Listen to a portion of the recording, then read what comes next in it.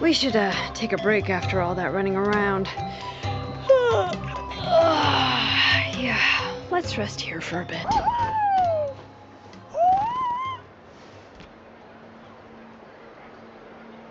Gotta pick the right location.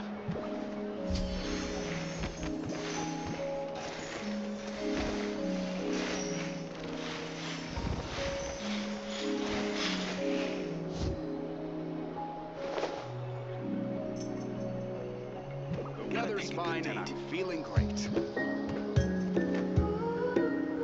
Gotta pick the right location.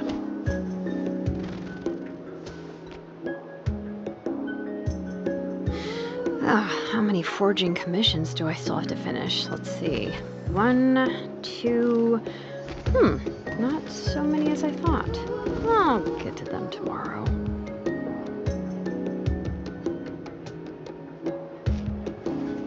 Weather's fine and I'm feeling great. Gotta pick the right location. Gotta pick a good date.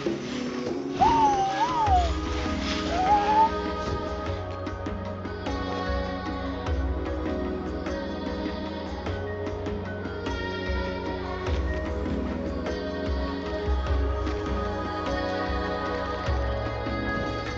Gotta pick a good date.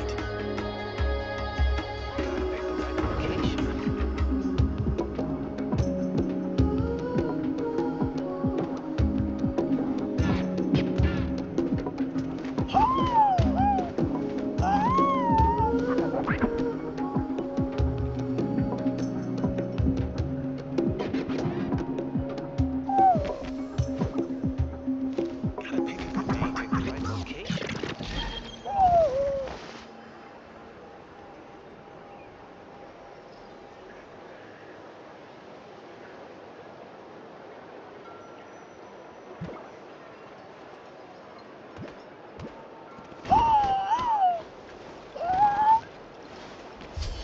Gotta pick a good date.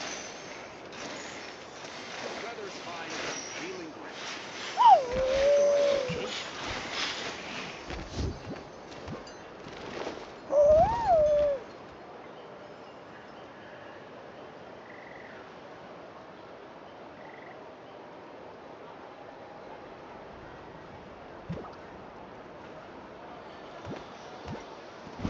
We should take a break after all that running around.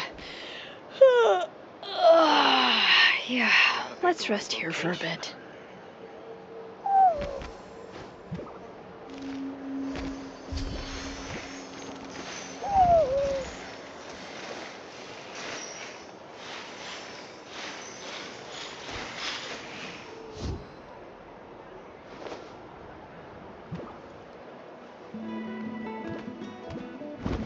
Gotta pick a good date. Gotta pick the right location.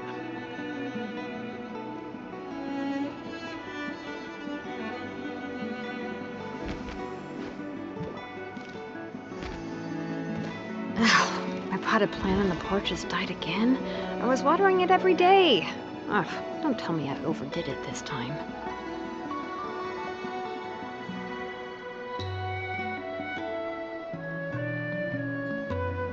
Gotta pick a good date. Gotta pick the right location. Gotta pick a good date. Gotta pick the right location.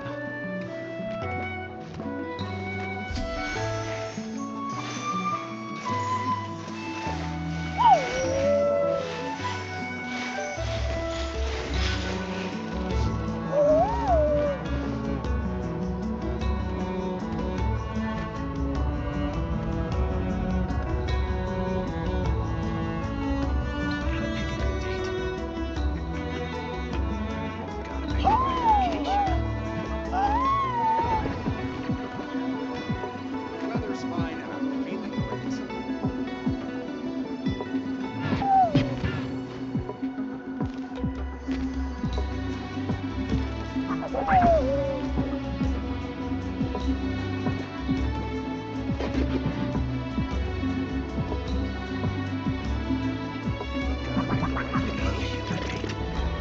The weather's fine and I'm feeling great.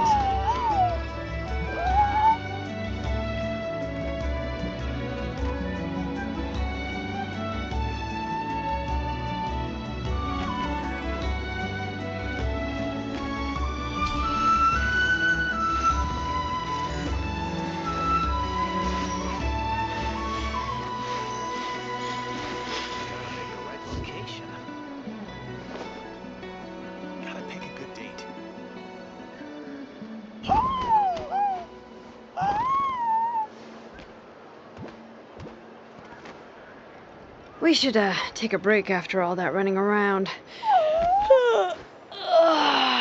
Yeah, let's rest here for a bit.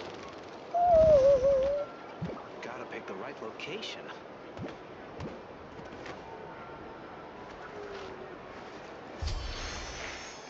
Gotta pick a good date.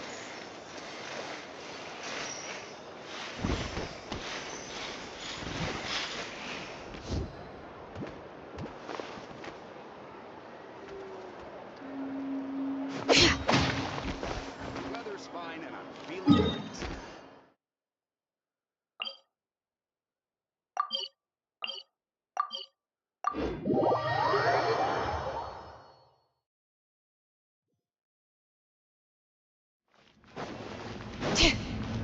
Yep.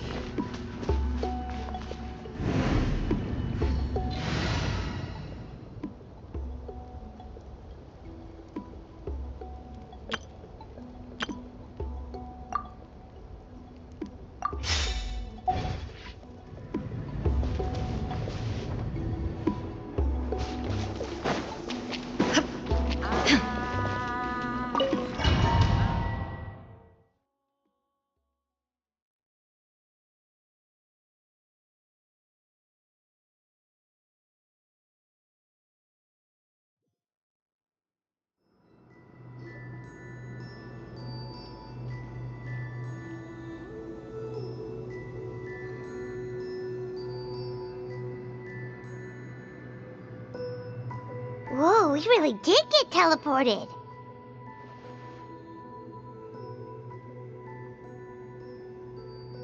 It seems like this place is completely sealed off. Doesn't look like there's an exit anywhere.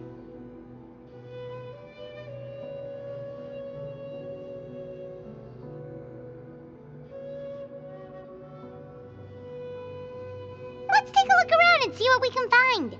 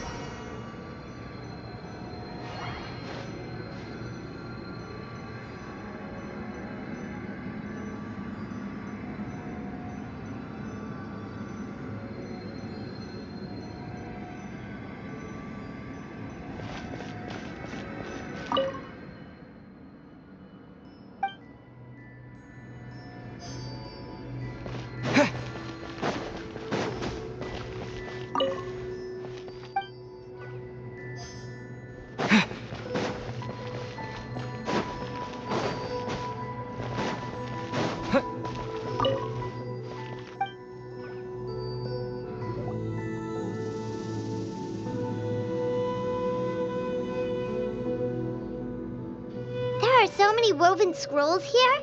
Paimon remembers seeing some of them before in other tribes. They seem to record historical events.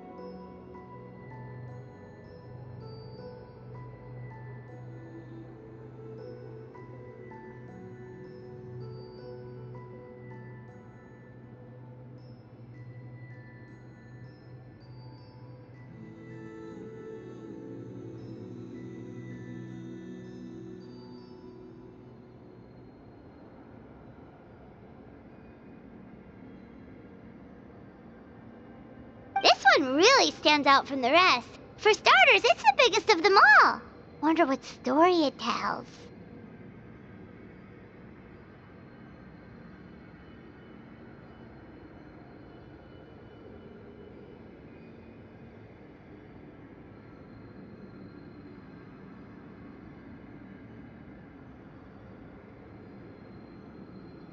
Yeah, you're right.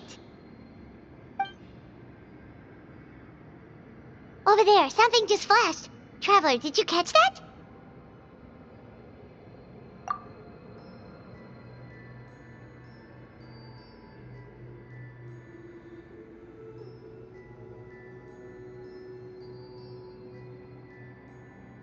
Oh, right. Paimon's with you.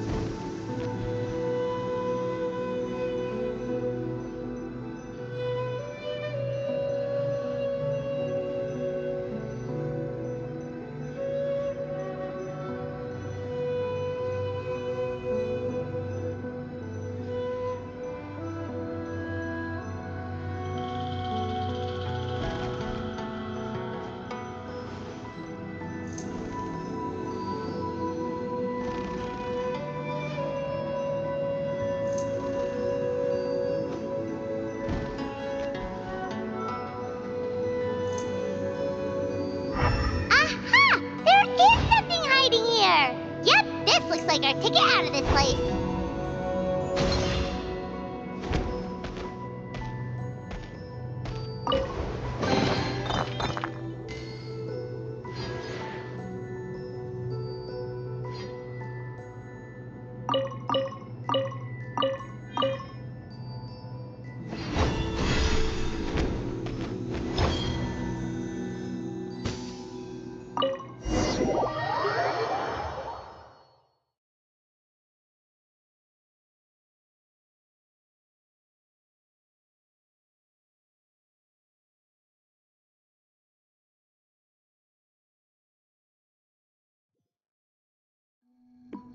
Whew, we finally made it out. It is just as I thought. You are indeed capable of undertaking this mission. Yes. You saw many distinctive-looking scrolls there, didn't you? Sure did. This specific kind of scroll was left to us by our ancestors. Upon investigation, I discovered what sets it apart is the use of a color not featured in ordinary scrolls. It is a most mysterious color that most people cannot even detect. Yet there are those who are born with a natural ability to perceive it.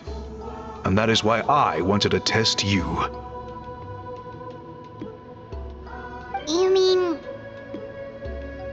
That space you just entered was an exhibition room for storing this variety of woven scrolls.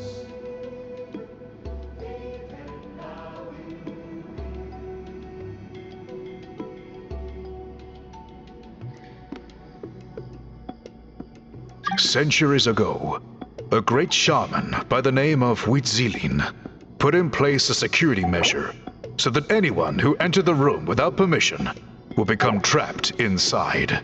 It exists to this day. And although I have not managed to decipher how it works, I have at least found out how to turn it on and off.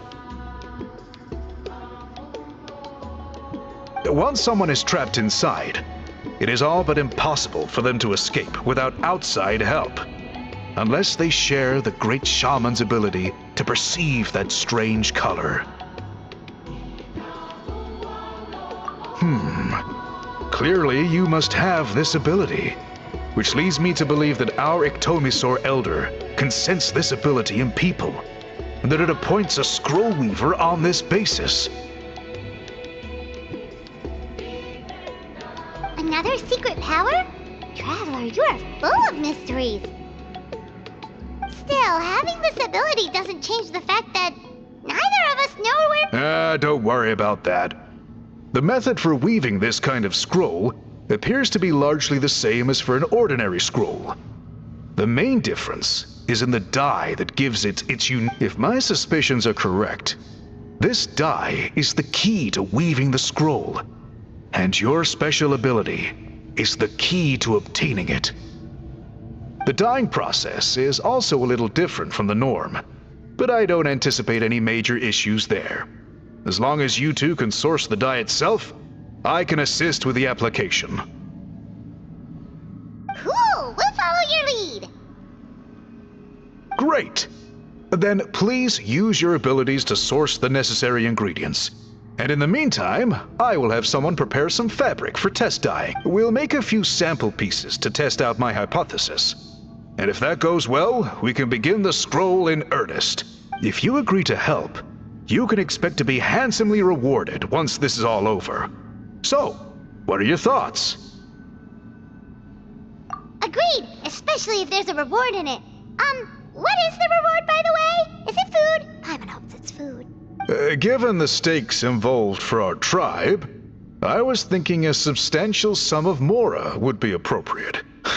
Surely that would be preferable to just a free meal. More works too. Anyway, how do we go about finding these ingredients? Are we supposed to just keep walking around Natlan until we stumble across them? Thankfully not. I've already identified a location where I suspect they may be found, and I've arranged for someone to guide you there.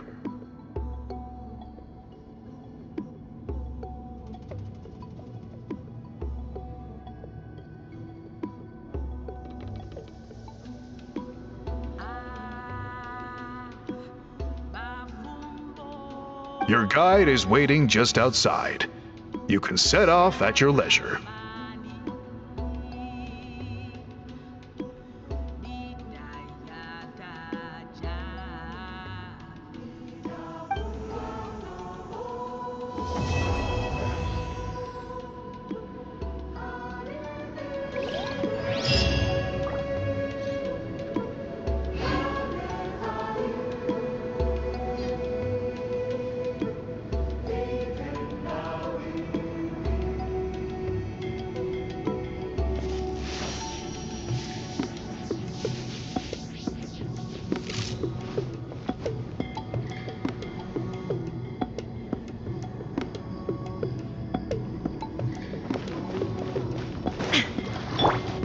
Take me up!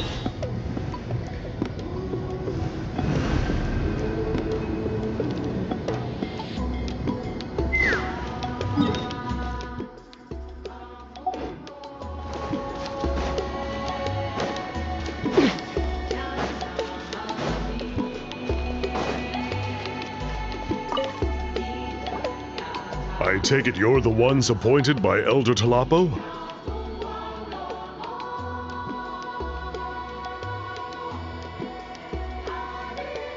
Yep, and you are... Call me Toltec. The chief asked me to be your guide for the day. His messengers already filled me in on the situation, so just follow me.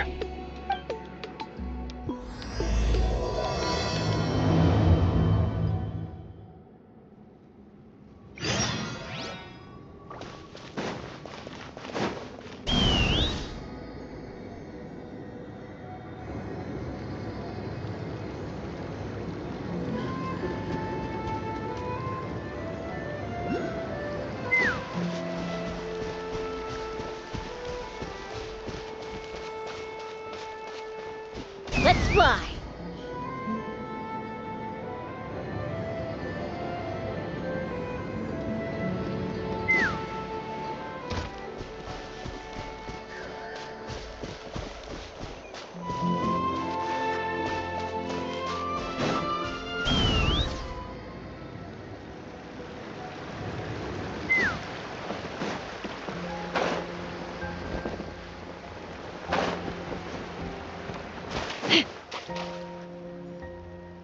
So the dye is somewhere in this cave, huh? This is as far as I can take you. Only the appointed ones may proceed from here. Why's that? Kind of a long story. Apparently, there's a certain fruit that grows in this cave, the juice of which can be processed to make an excellent dye. Many years ago, our ancestors set out to make a series of ambitious works of graffiti art. They selected this cave to make them in, presumably due to the availability of the dye. However, they didn't want anyone to see their work before it was completed, and so they sealed off the entrance to control access. To bypass the seal, you have to have mastered the art of color perception, or something like that.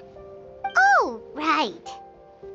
The strange thing is, our ancestors never removed the seal even after they finished the graffiti art. Since it was sealed off, the only person who's been inside is the great shaman, Huitzilin, and that was 300 years ago. According to her, the artwork tells the story of a hero by the name of Kuntur. But I digress. Sorry, I'm a big fan of graffiti artwork. Once I get talking, I can go on for hours. So you're sure you don't want to come with us? I'll pass. I tried to get in once, but the seal blocked my way. I tried getting my Iktomi sword to clear it with its powers, but even that didn't work. I guess it's supposed to be a test left there by our ancestors. If you don't pass the test, you're not worthy of viewing their works of art. Aww. Don't worry about me, though. I wouldn't be joining you this time even if I was able to get in. Unlike our chief, I don't have the guts to challenge our traditions. This task is specifically appointed to someone by the Iktomi-Sor Elder. Who knows what bad things might happen if I got involved? Fair enough. All right, we'll try not to take too long.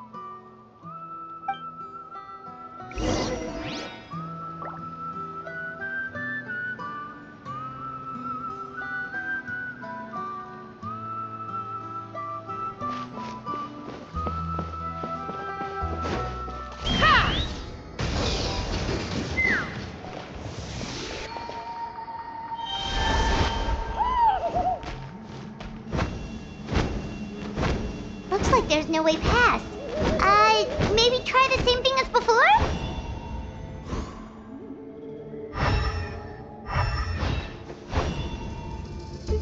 Hey, it worked! Let's head in and take a look.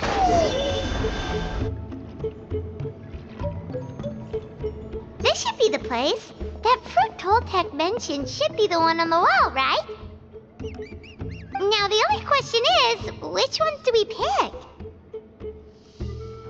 Well, go ahead, try.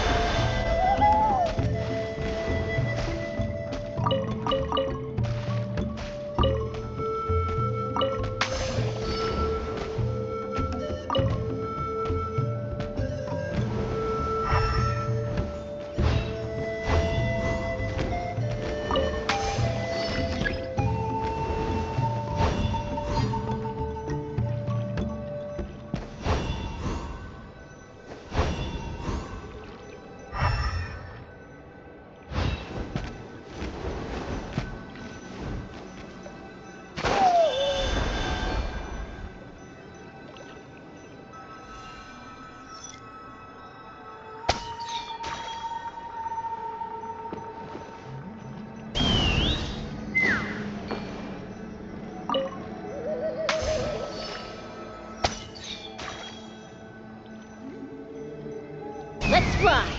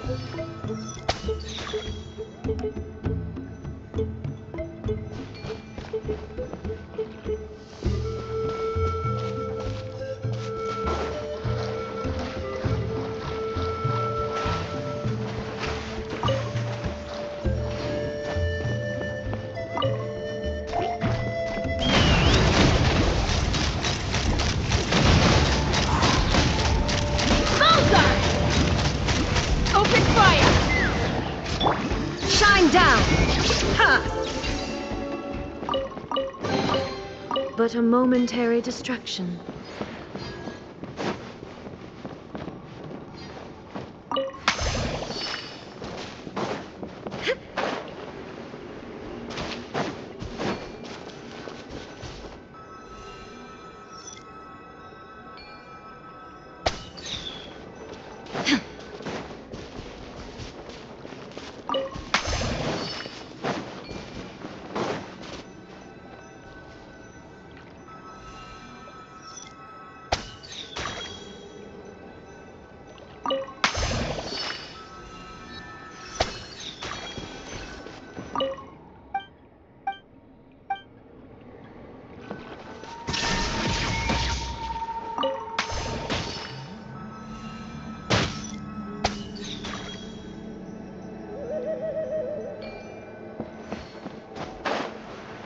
Let's burn this breeze.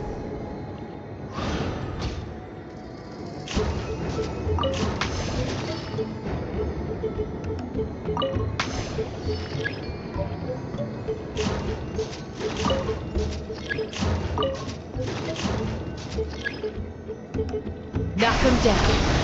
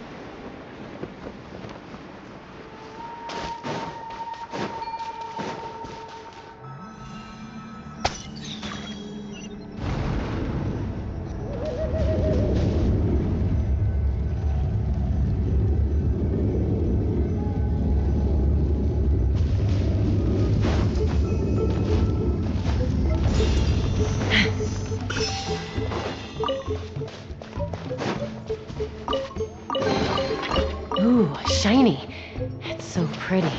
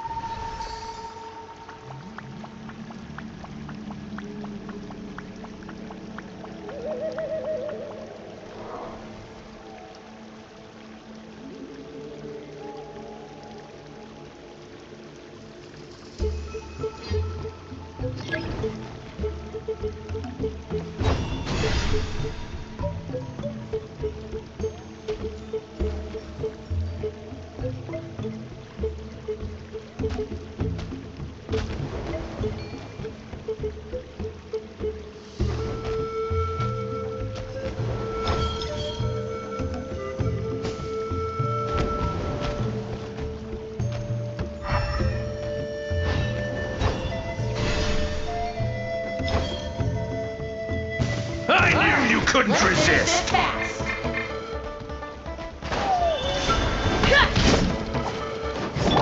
Nice and spicy. Allow me.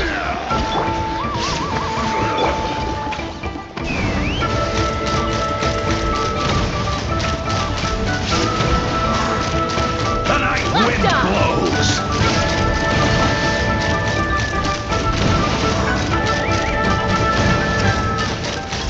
Locked on. Here comes the dust storm. Right, man, into the fire. Little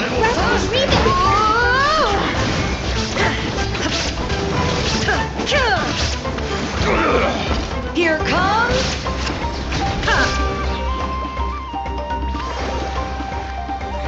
Illusion little shattered. frosting.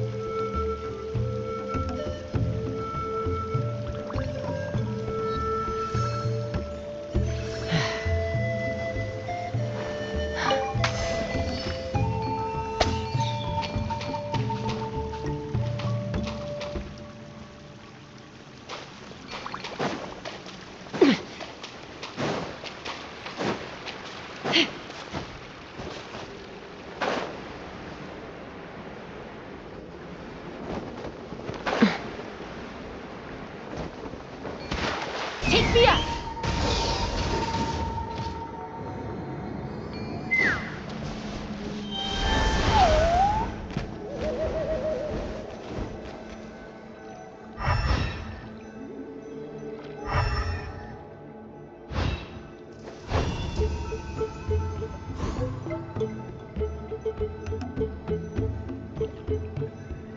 You saw something, right?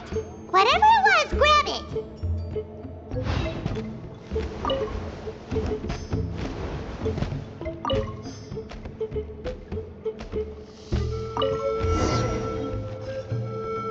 These guys' ancestors made some real works of art here. But based on what we've seen so far, it seems like there should be more to the story. Do you think maybe there's more artwork further inside? Seems kinda strange. Oh, no need. Paimon was just thinking aloud. Toltek's waiting for us, and we have a job to do. So maybe it's best if we head out now. Let's head back and meet up with Toltek.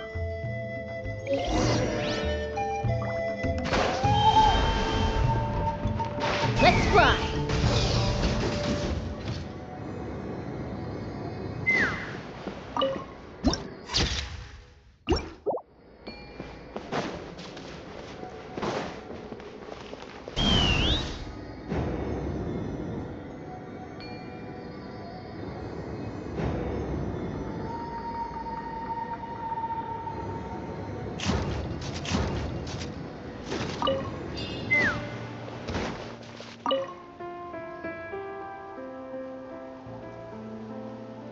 We're back, and we found the ingredients for the dye. Sounds like you made it through the seal then. Our Iktomisaur Elder was right about you. It's getting late. Follow me.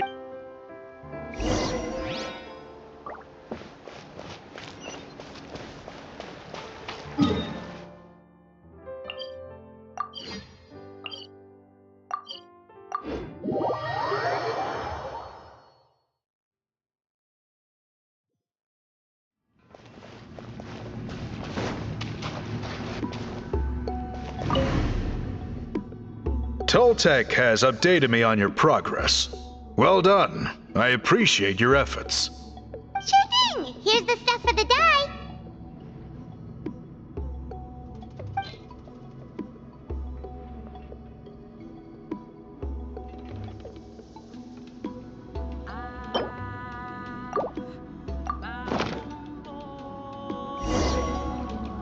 I see. Yes. This is certainly a very different substance from typical dyes. Okay, now let's try our hand at making some samples.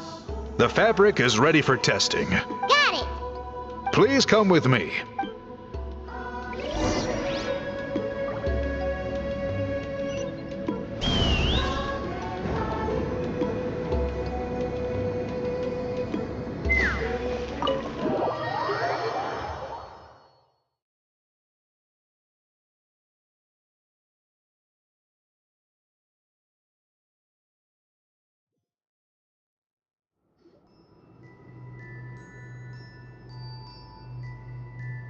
Take a look at this. It's a woven scroll made by one of our ancestors. This is the kind of thing we're trying to make. Ooh. The person depicted is the legendary shaman, Huitzilin.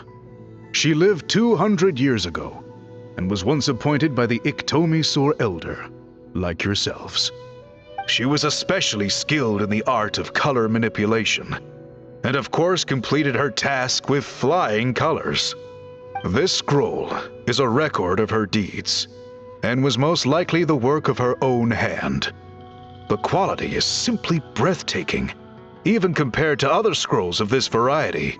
Sadly, since she passed away, all of our Iktomisaur Elder's subsequent appointees have had to rely on the gift from the spirits to complete their work.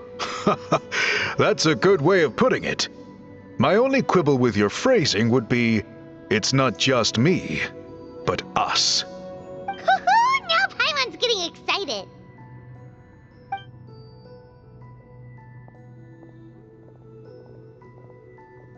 Bring out the samples.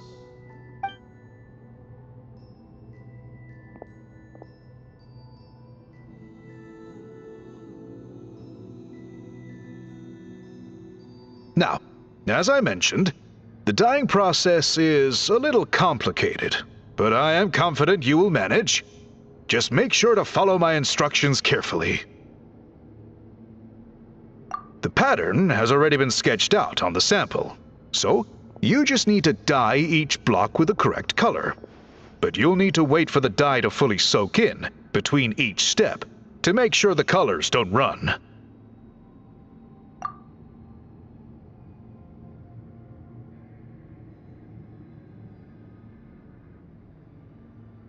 Ha ha ha! Good! The dye has taken to the fabric, and the pattern is crisp and clear. Next, apply all the remaining dye, and we should see that elusive signature color emerge. Okay, final step.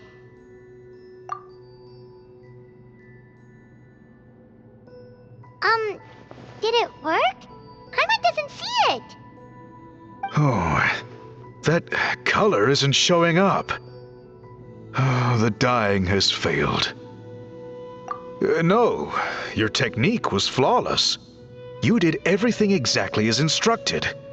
It would have made no difference if I'd done it myself. Then what went wrong? It could be the weaving technique, or maybe the dye has to be applied in a different way. Oh, whatever the case. It looks like I have failed to get to the bottom of this. Sorry, Paimon wishes we could do more to help. I am the one who should be apologizing. I made you do so much work, and it was for nothing. I will, of course, honor my commitment to compensate you for your trouble, but I do hope you won't give up on this task. I plan to keep investigating, and will be sure to keep you updated with any progress. Don't worry, we're not quitters. Paimon does have a question, though. This whole process of recording history on woven scrolls seems so complicated. Why don't you just write it down instead? You said yourself you're all about change and reform. Well, this seems like a pretty good place to start, don't you think? Writing things down would be easier for everyone, and your records would be more detailed. I think you've perhaps misunderstood my philosophy, but that's okay. I can answer your question, but there's somewhere I need to show you first. Oh, sure.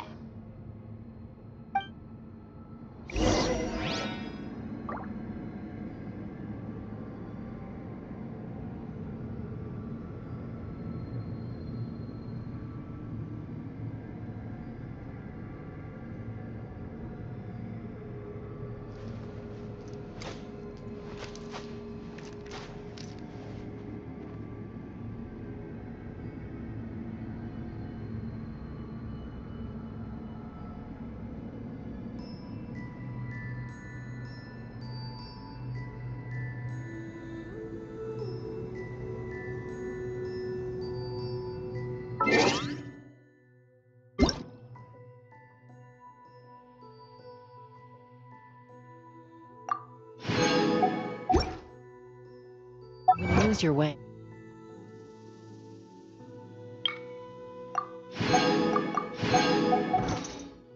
Gaining some altitude can bring some perspective.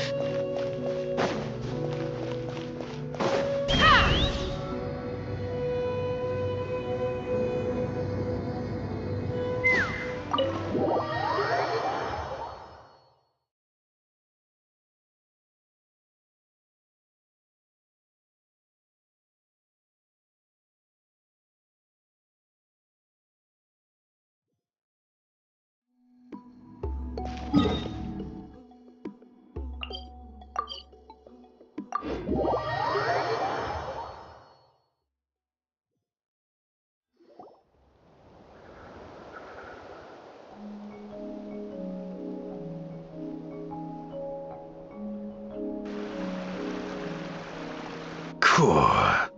Look at this view. What do you think? It's gorgeous! Now, try looking a little further. Whoa, that graffiti! In all the years since the founding of our tribe, those colors have been with us every step of the way. It is true that I seek to bring new life to this ancient tribe through change and reform. But I also understand there are certain foundational things that we cannot afford to. The foremost of these is the way we record our. Oh, that makes sense. Since the very beginnings, our tribe has always sought to bring color to history. And I have a deep sense that this is one part of our heritage that we should not give up. So, whatever it takes, I must find a way for us to continue producing our. You're completely right.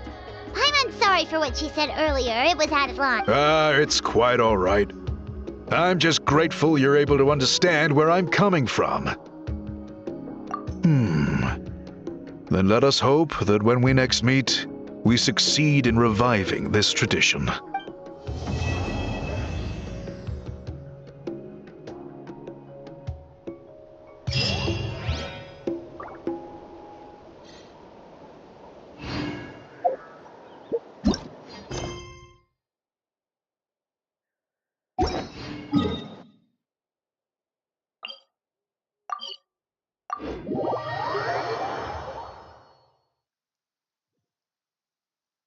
Rain. Let's fly.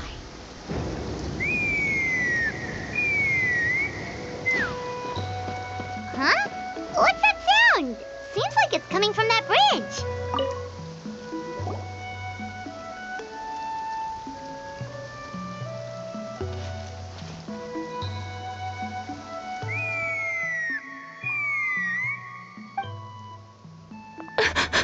Oh no! Why is she crying? Should we go check on her? You know, just in case she's thinking of doing something stupid. I'd leave her be. The warriors of the Flower Feather Clan are a proud bunch who never show their vulnerability in public, even if they've gone wingless. Oh, Chaska? Good to see you again, Traveler and Paimon. Before we carry on, let's get a little further away before Koyer notices us.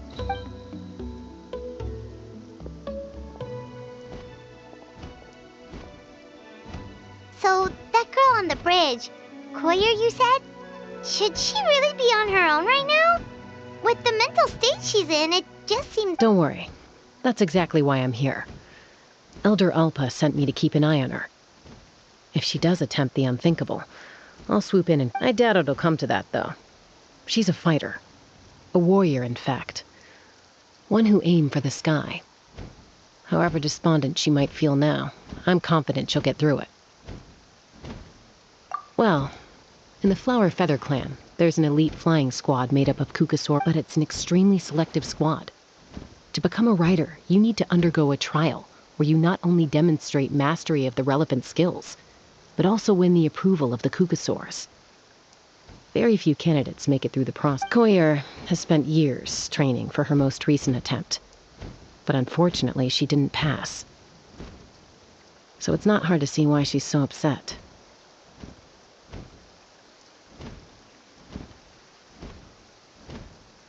Sometimes, after multiple failed attempts to pass the flying tests and win the Kukasaur's approval, people get so disheartened that they give up on their dream to soar the sky. They resolve to quit trying for good. We call those people the wingless. Do they get expelled from the tribe? What? No, of course not. They're still prized warriors. We have a saying, just as the Kukasaur treasures every feather on its body, so the tribe treasures each one of its children. This hits even harder in the wake of the war. All of our young warriors carry the future of our tribe on their shoulders. Besides, every Kukasaur falls from its nest before it learns to fly. It's practically a rite of passage. Likewise for the wingless, we always hold out hope that one day, when they're ready, they'll rekindle their dreams and keep trying. Until then, all we can do is quietly watch over them from a distance. Just like I'm doing now. Ah, okay. Paimon hopes she'll get back on her feet soon. Well, from the sound of her whistling, her confidence has been seriously shaken.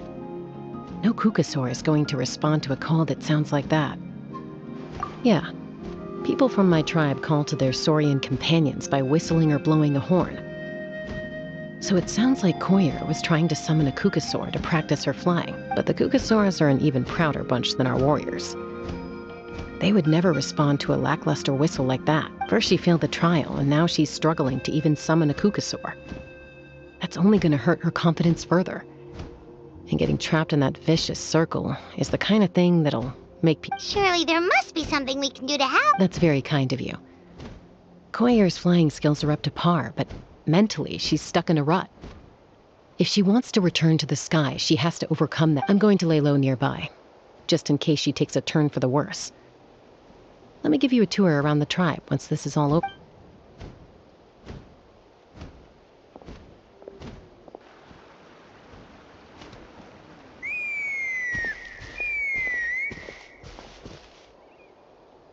Koyer still isn't giving up, even though Chaska said that she has to do this by herself. Paimon can't help feeling like maybe we can nudge her in the right direction. What if we could get a cuckoo to fly up to her? That might give her the confidence.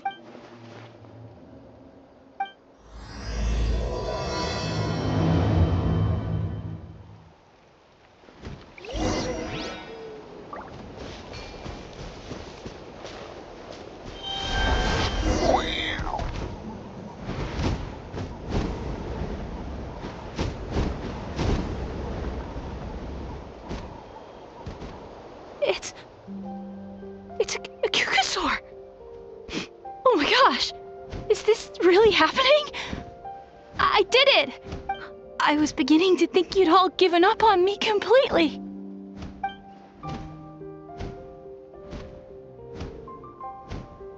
Excuse me? Would you mind if we did some flying practice together? I think I know where I went wrong in the test now. I need to maintain a higher speed on my turns. So, I just gotta practice my bell tail slides and split S maneuver.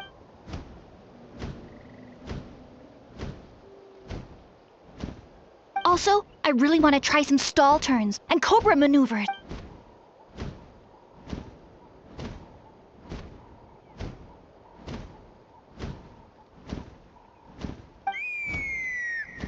Huh?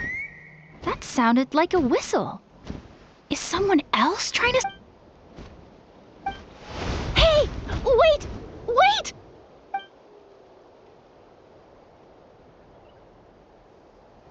Do you think Koyer's feeling better now? Let's go back to that bridge and check.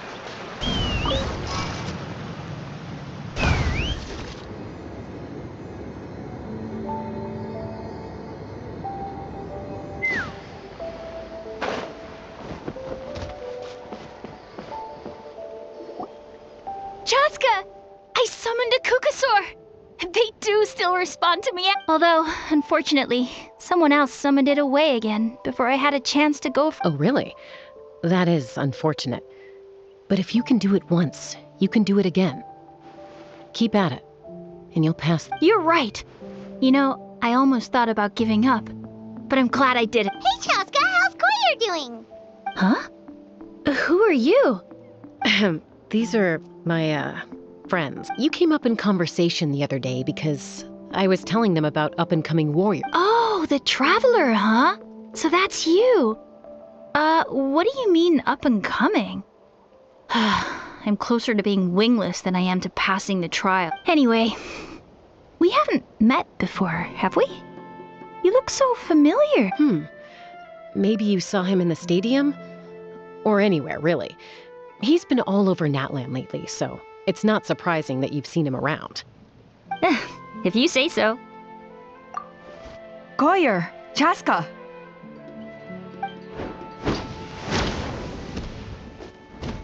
Here you are. I've been looking everywhere for you two. Oh, Elder Alpa! What's the matter? I thought I should tell you myself. We're going to redo the flying trials. Redo them? How come? This is so unexpected. And I can't believe you came out here just to tell us that in person. It's embarrassing to admit, but due to time constraints, we didn't do a proper inspection of the arena before the last round of trials began. Then we started to notice many candidates performing worse than expected. So we redid the inspection afterwards and found a number of issues which likely impacted candidate performance. This was entirely our mistake, and I apologize unreservedly. I know it doesn't make up for it, but I thought bringing you this message in person was the least I could do. Oh, okay. Chaska, these people you're with, are they the Traveler and Paimon? Huh? You've heard of us? I have indeed. Gathering intel is an essential part of being a warrior. Plus, you've already made quite a name for yourself in that land. Actually, I've been meaning to invite you to enjoy our tribe's hospitality for some time. Hospitality? Oh, that includes food, right? Of course it does. If you let us host you, you'll be treated quite lavishly. Mighty warriors are highly revered in our tribe. Besides, we still owe you for your help during the war. Without you, we would have suffered far worse at the hands of the Abyss. So I like the chance to show you our gratitude on behalf of the whole tribe. Mighty warriors, plural? So Paimon counts too? Paimon's starting to like you a lot. That should go without saying. Your flying skills are the envy of our tribe. The Flower Feather clan seems like a really nice bunch of people. We definitely need to take her up on this offer.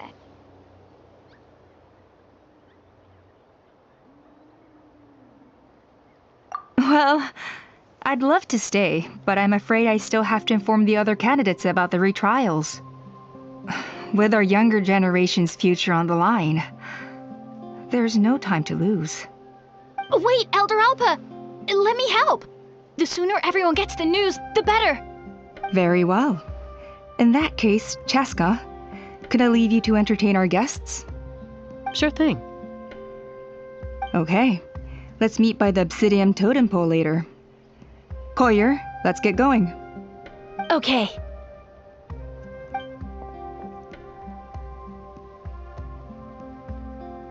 Alright, they're out of earshot. I'm just gonna come out and ask. That Kukasaur who responded to Koyer's call, that was your doing, wasn't it? I grew up with these creatures. I could tell something was off the second I saw it. His whole demeanor seemed less like a Kukasaur and more like, well, you. So I figure you must have been pulling the strings somehow. He looked very flustered when Koyer asked for a ride, so I whistled to give him a chance to escape. And judging by the look on your face, that was a welcome intervention, huh? It's all right. If you'd rather your hidden talents remain hidden, I respect that. I won't press you for answers, and I'll keep my speculations to myself. You're the kind of person I'd still trust even if you had superpowers. I know you'd use them for good. I think the ends justify the means in this case. She just lacked confidence, and you helped her resolve her internal conflict. If you hadn't intervened, I likely would have gotten my mom to help out instead. Although, having said that, there's a small chance she might have recognized her and seen through the whole thing. That would have done more harm than good. Yeah. Anyway, if you're free now, how about I give you that tour I promised?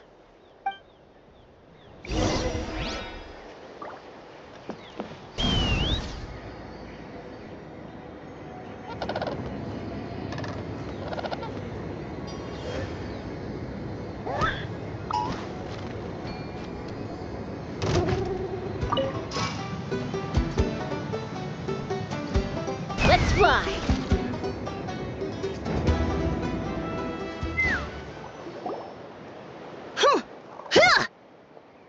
Yeah! Ready? I'm gonna get you! Uh-oh. Are they fighting? Should we They're fine. Just doing their daily combat training. combat training? A little young for that, aren't they? Not to us. We're a tribe of warriors. In ancient times, we were the most elite troops in the nation, responsible for patrolling and defending all of Natland. And even though times have changed, we've kept our martial spirit alive. Hey, is that Chaska? Jessica, you're back! Oh, can you come train with us? Now's not a good time, I'm afraid. I'm showing the Traveler and Paimon around. The Traveler and Paimon? Wait, you mean that legendary warrior and legendary flying expert? Legendary? Yep, that's us, all right. Awesome. It's so cool that you can fly without having to ride a Kukusaur. Even Chaska could only do that for short distances. Mr. Traveler, can you teach me some cool sword tricks? Oh, Mr. Traveler! My family shop makes the best volcano cake. You gotta try it! Let's behave ourselves, everyone. These people are here as our guests. They're going to meet Elder Alpa in a few minutes anyway. Kotini, instead of being jealous of other people's talents, why not work on developing your own?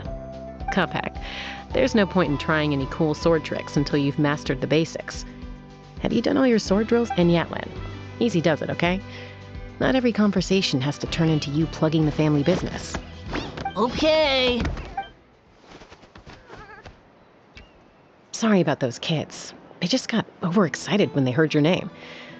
Hope it didn't This is a volcano cake that Yatlan forced into my hands. She said to think of it as an apology. Whoa, it smells amazing! Traveler, you want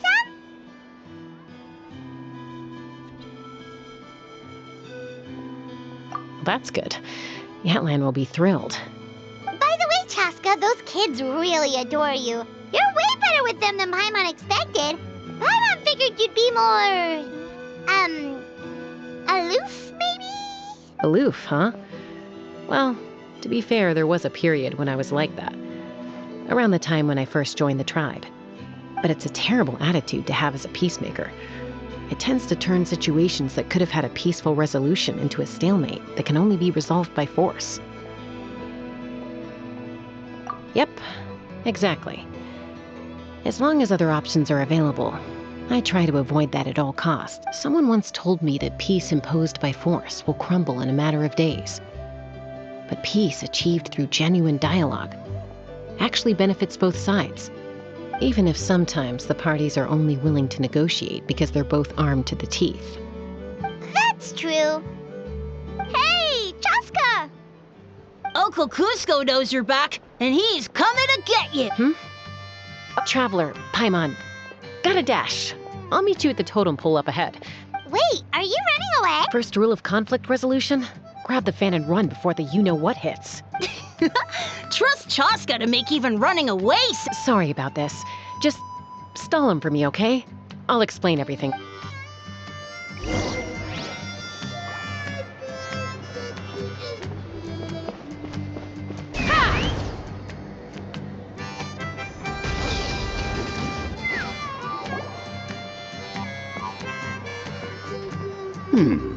A golden-haired outlander and a white flying object. You must be the traveler in Paimon. I heard Chaska was with you, but I suppose she's run away again, has she? Sorry, who are you? Who am I? Only her father.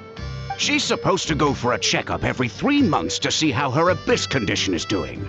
We both agreed on it, but she's already missed 3 checkups this year. That's 3 out of 4. Yes, she got exposed to abyssal energy as a young child. Then her birth parents abandoned her. It's lucky those wild cuckoosaurs found her when they did, or she wouldn't have made it. They took her under their wing and raised her as one of their own. Eventually, some riders out on patrol spotted her and brought her back to the tribe. But she was practically feral at that point. The moment you took your eyes off her, she'd be getting herself into a fight, or she'd run away to be with the Saurians. She seemed to prefer them to her own kind. She might as well have been a Saurian in human form. That must be the aloof period she mentioned, right? We later discovered that her exposure to the abyss had planted seeds of conflict in her heart. So, we started trying to bring it under control, but ultimately, she's the only one who can control it. Anyway, she's much more human these days. Yeah, don't worry about her. She seems pretty stable to Paimon. She's probably only avoiding the checkups because she thinks it'll stop you guys from worrying about her. Yes, I'm well aware of that. She knows she needs to be careful. If her condition ever took a turn for the worse, she wouldn't be brushing it aside like this.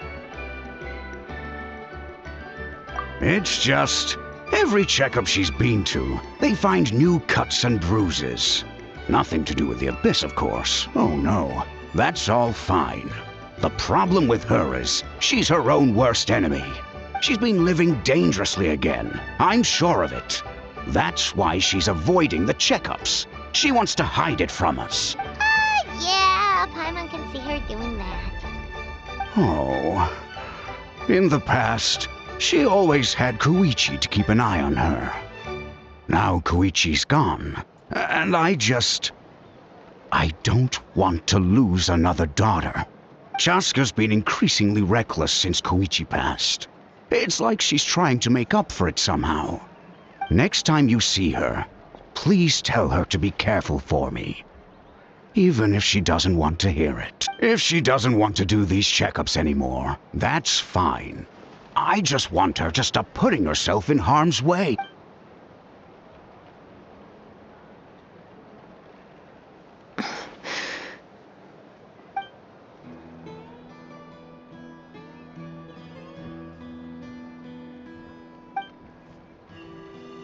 Whoa, where did the time go? We should be back up with Chaska before it gets any later.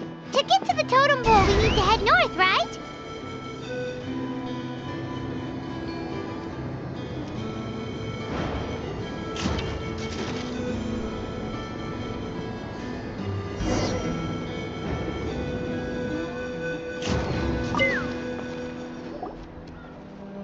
Hey, Chaska! Hey, Alba! It's all right. I bet my dad talked your heads off, huh? What did he say?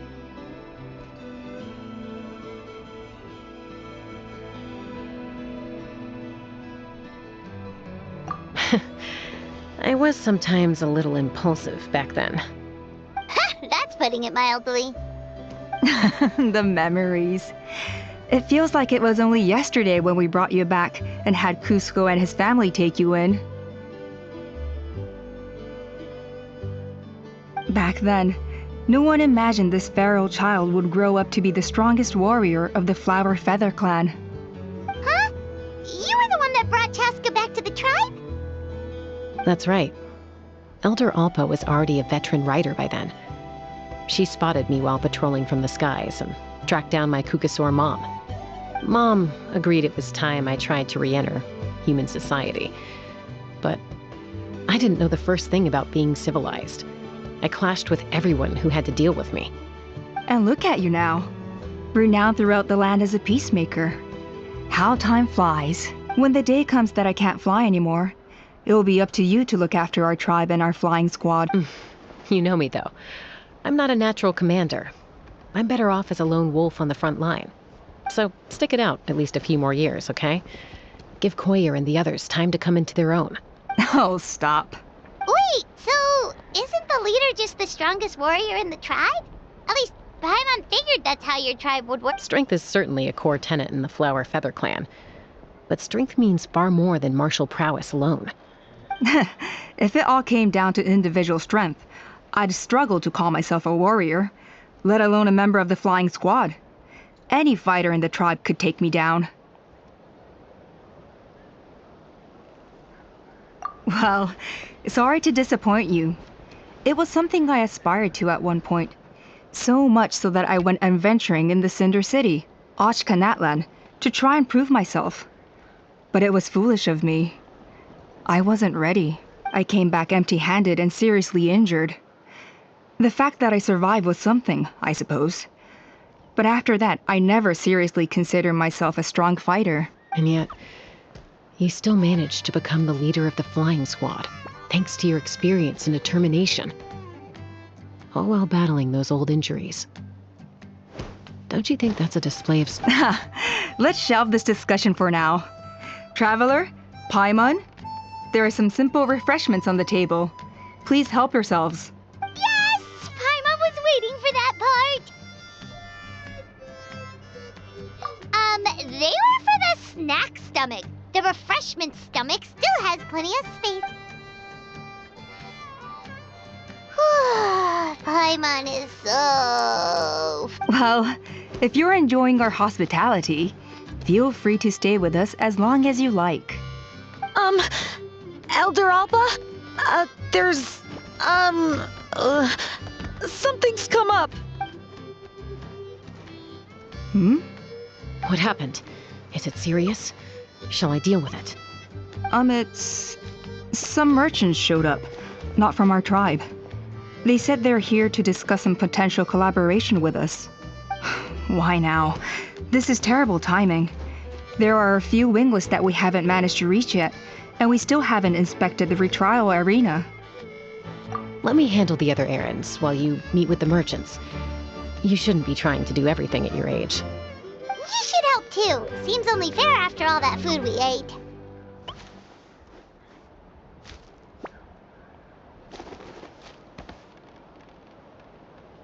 Huh.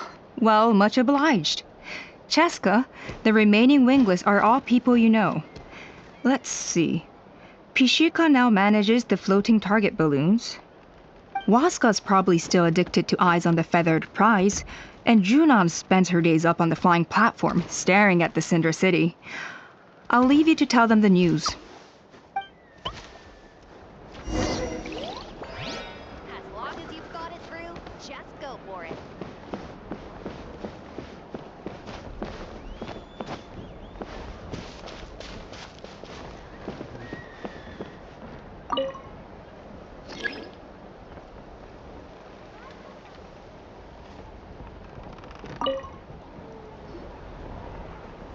Are you sure you don't want to reconsider, Pashik? I appreciate it, boss. But honestly, I'm pretty happy. Pashika, they're redoing the flying trials. Ah, did Alpa send you? I was just telling Pashika the news at the way things are with the tribe these days. I mean, you don't need me to tell you. Ah, come on, boss. Do you have any idea how long it's been? I've been wingless for years now. I'm not cut out for that anymore. Of course, I'll do my part if we ever need to defend the tribe. But there's really no point in me trying out for the flying squad now. I've already made my peace with it. Not everyone has what it takes to return to the sky after going wingless. Elder Alpa's perseverance is something else. And it's okay if I'm not destined for greatness. I might not have the Kukasaur's approval, but with my hot air balloons, I can still reach the skies. Handling these balloons every day, seeing how the customers react, the looks on their faces. Finding something you love doing can be just as hard as passing the flying trial. It's worth holding on to. Fair enough. It's your choice. I won't force you. Oh, by the way, you should try taking a balloon ride if you've got the time. Once you've been up there for yourself, you'll see why I love it so much. No problem. If you ever want to give it a try, you know where to find me.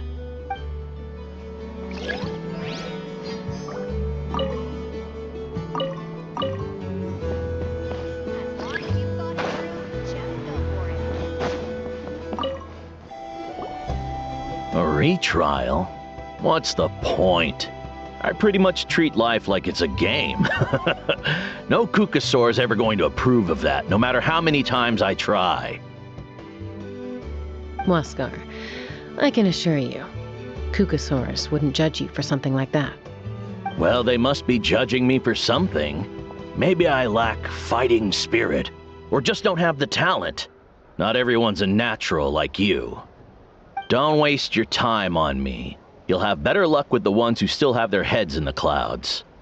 In the meantime, I think I'm going to treat myself to a few more games of Eyes on the Feathered Prize.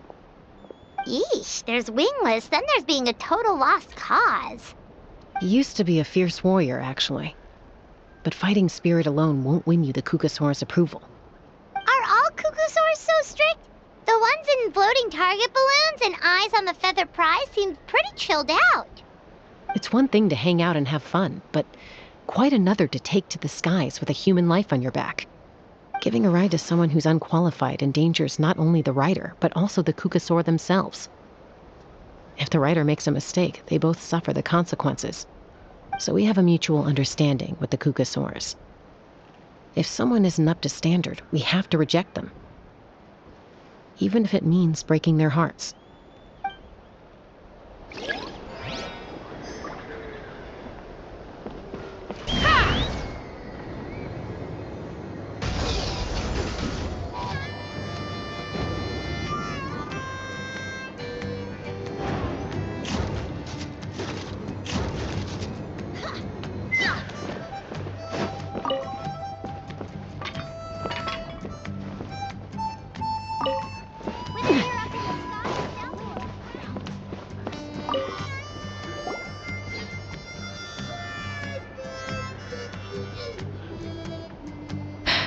Hey, Junan. Gazing out at Ochkana. Chaska? What are you doing here? Is something up? The flying squad is hosting retrials again soon. Want to give it another try? Maybe you're forgetting the definition of wingless. I've failed so many times already that I've decided to call it quits for good. Elder Alpa always goes out of her way to come and tell me when a new trial is coming up, and it's nice of her to think of me. But nothing's gonna change. I'm not going to suddenly pass just because they're holding another trial. They're making some big changes to the arena this time, so the flying experience should be smoother than before. Koyer's gonna try again. No, forget it. If I was genuinely good enough to make the squad, the location shouldn't affect my chances. A true rider can fly confidently whatever the conditions. Like you and Elder Al- Junan! They're redoing the... Huh? Chaska? I guess they told you already then. Come on, let's go train together. I'm gonna sit this one out. What? Why? But you've always looked up to... She went wingless after her injury and spent years drifting, but even she came back and made it in the end. If she can do it, why can't... I mean, I don't have that kind of perseverance. And besides, the last thing I want to do is fail in front of her yet again. Oh, come on. You know you don't need to worry about that. All right, well, how about we just treat this as you being my mentor? Then will you train with me? Enough umming and ahhing. Let's just get up in the air and figure it out as we go. Wait! Hold on, slow down. I can't keep up. Well, that's one way to do it. They've been best friends since they were kids. If anyone knows how to get Junan out of a rut, it's Koyer. You helped Koyer deal with her internal conflict, and now she's done the same for someone else. You know, people often talk about how one conflict leads to another and so on. But sometimes in life, things spiral in a good direction instead.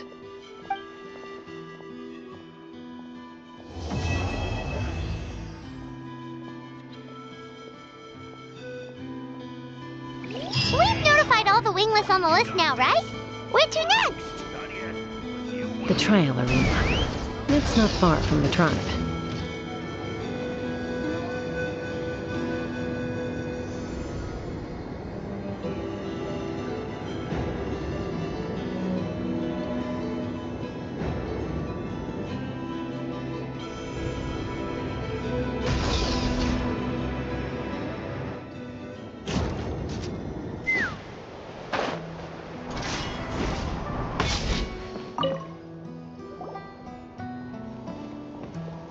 Oh, hey there, Chaska. Did Elder Alpa send you? Yeah, she's got other things on her plate right now. How are things looking here? Well, the inspection revealed numerous blockages all over the trial arena. It looks like they're the result of ley line disorders caused by repeat abyss invasions. Theoretically, we just need to clear those obstacles, and the arena will fill up with gaseous phlogiston again. But that's proving difficult to achieve in practice, for all sorts of reasons. Why don't you head on down and check things out for yourself? Feel free to ask.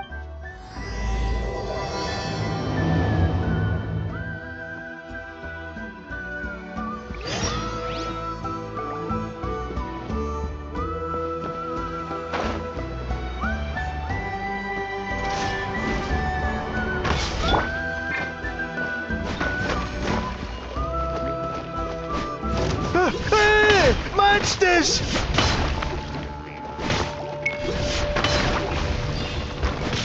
Shine down! Nice and spicy. You're toast!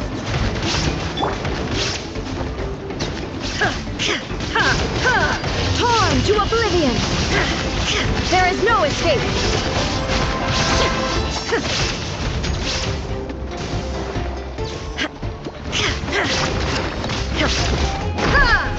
Illusion shattered!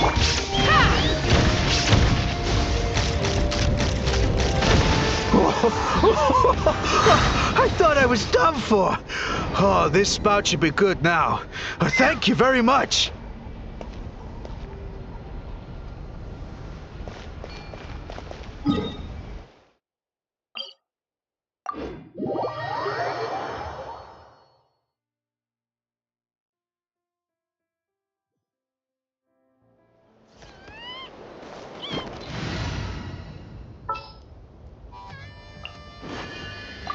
What are my orders?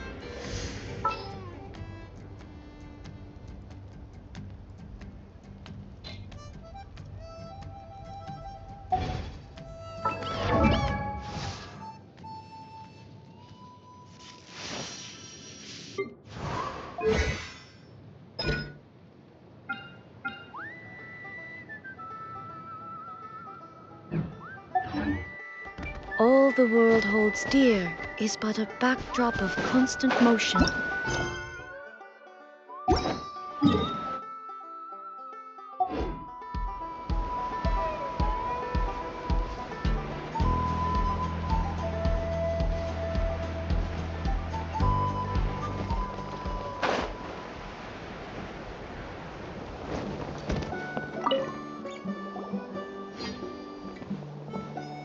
Oh, hey there, Chaska.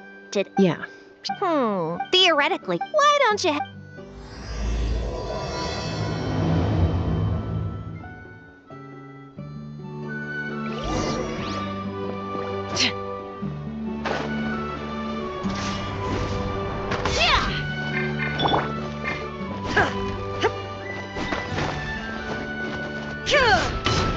Hey! Monsters!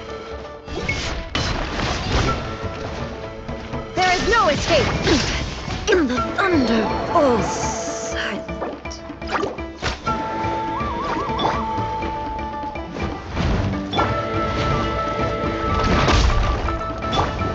Allow me! Take me up! Open fire! Locked on! Open fire!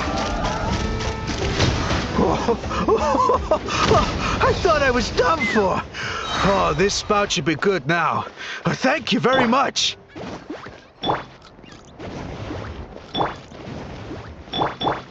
Rest and rebuild!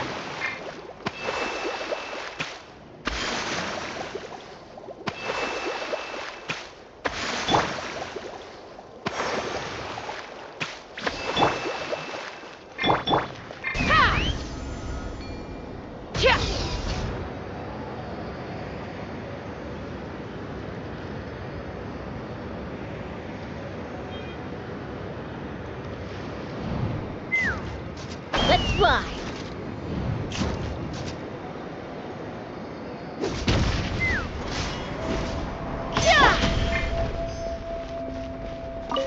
Ah, so that's how you do it. Amazing!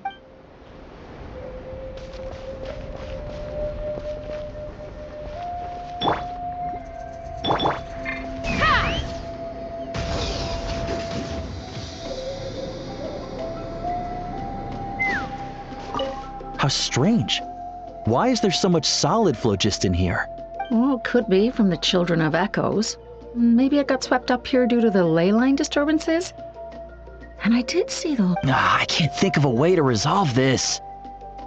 Short of going all the way to the Children of Echoes to borrow it to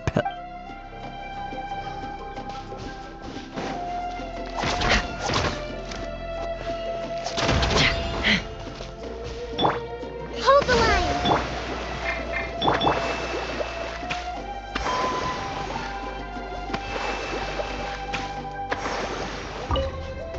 How strange.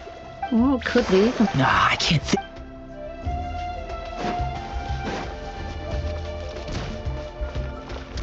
Let's move out. Yeah!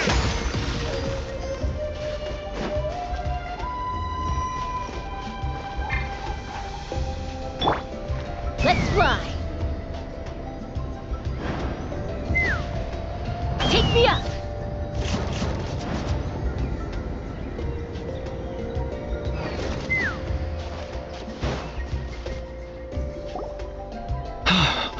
Oh, are you here to help? Thank goodness. There's no way I could do all this. So the blockage here has to be cleared using a special bomb. But carrying explosives up that steep slope would be a recipe for disaster. If I dropped it or slipped and fell, I'd be blown to bits in an instant. So, my plan was to transport the bomb to the other side, then send it over in a hot air balloon. All I need now is for someone else to strike the balloon at the right moment, dropping the payload right on top. What do you think? Simple enough, right? Huh? Oh, that one.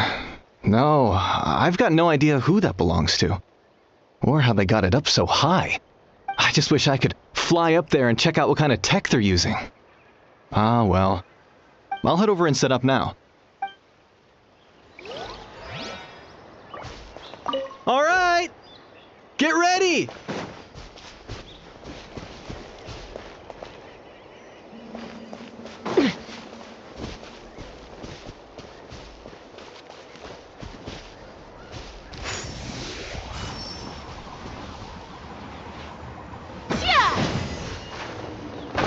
The gaseous phlogiston is being replenished.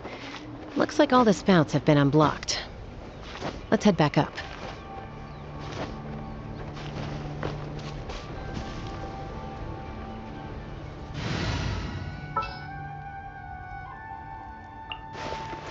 The breeze is restless today.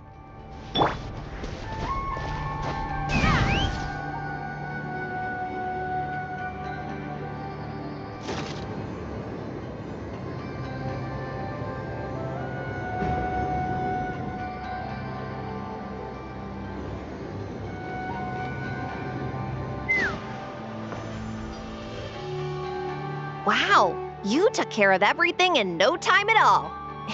Now we just have to wait until the gaseous phlogiston is fully replenished.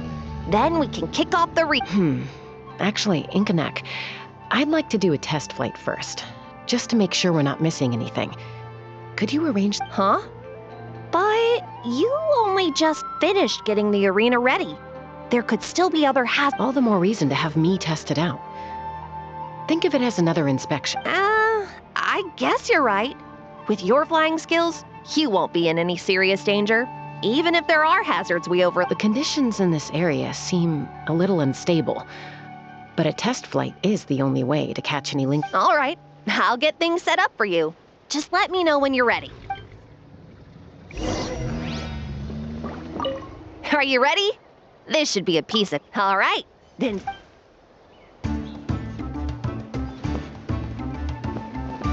Take me up!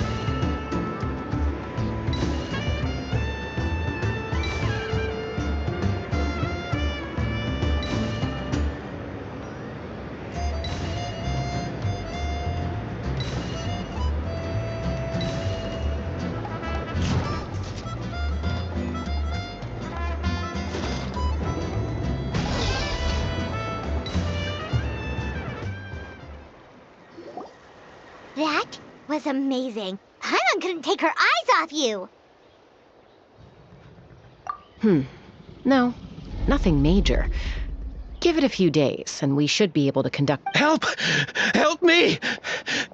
You're from the Flower Feather clan, right? Please, come quick. Catch your breath first. What? We got attacked by a My friends are still stranded in the middle of the road with the goods we were transporting. Huh? Are Kukusaurs really that aggressive? Do they usually attack groups of people? Not in my experience, but there are exceptions to every rule.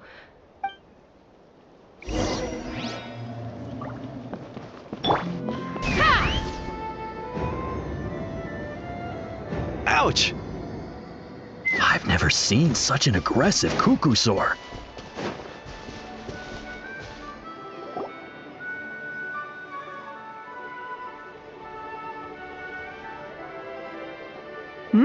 Tasca? Traveler? Elder Alba? Huh. So, where's this aggressive Kukusaur? Already flew away. Looks like it backed off once it realized that reinforcements were coming. So why do you think it attacked these people in the first place?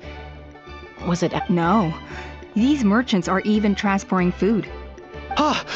Thank goodness! The phlogiston wings are intact! Phlogiston wings. Thank you so much for coming to our rescue. These phlogiston wings are our most prized goods. If anything happened to them, it would ruin us. Wait a minute. Are you the merchants that were looking to collaborate with us? Wormy told me about you. Yeah, that's us. So I take it you're Elder Ulpa? I am. You must be exhausted from your journey, not to mention shaking up from the attack. Let me bring you back to our tribe to rest. We can talk business after you've recovered. But Elder Ulpa, what about the Kukasaur attack? Well, our guests here weren't seriously injured, and their goods are intact. Perhaps that Kukasaur was just having a bad day. There are so many of them around here. You'd expect something like this every once in a while. I don't think we need to pursue it any further. More importantly, how are the preparations for the flying trials going? Is everything in order? Huh? Did you say flying trials? What a coincidence! Sounds like a perfect use case for our phlogiston wings. You'll be pleasantly surprised by what they can do. Oh, really? Now I'm intrigued. Well then, let's forget all about this Kukasaur attack for now. We have some serious business.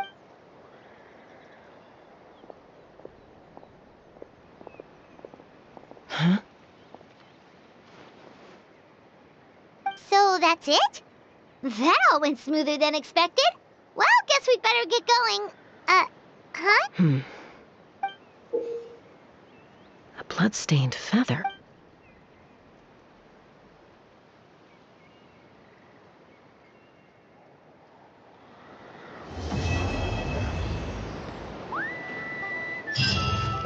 The Flower Feather Clan should be about ready to hold the new flying trials by now. Let's go check it out.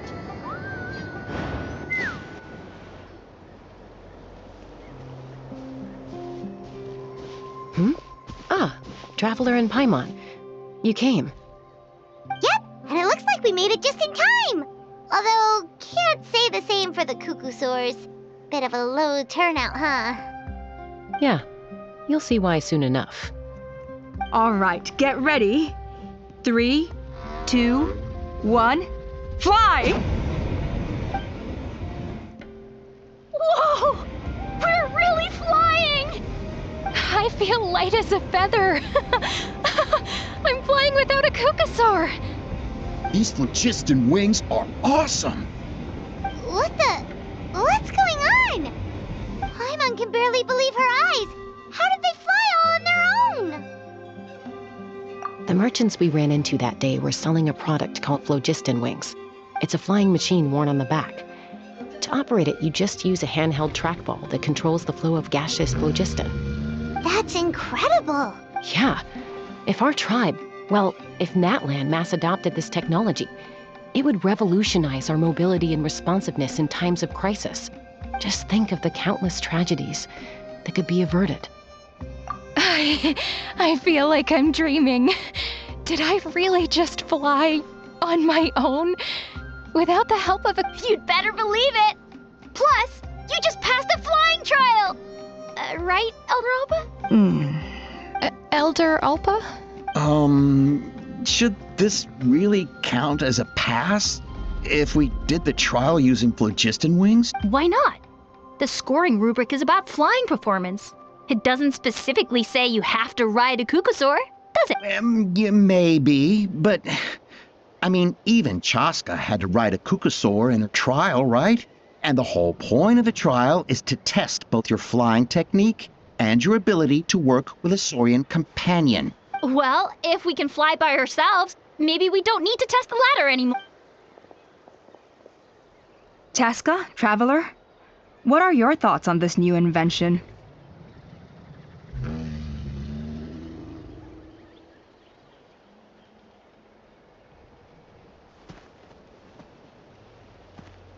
Right? That's what I think too. I agree that they have strategic value, but I don't think it makes any sense to evaluate candidates by the current testing standards if they're using phlogiston wings. Why?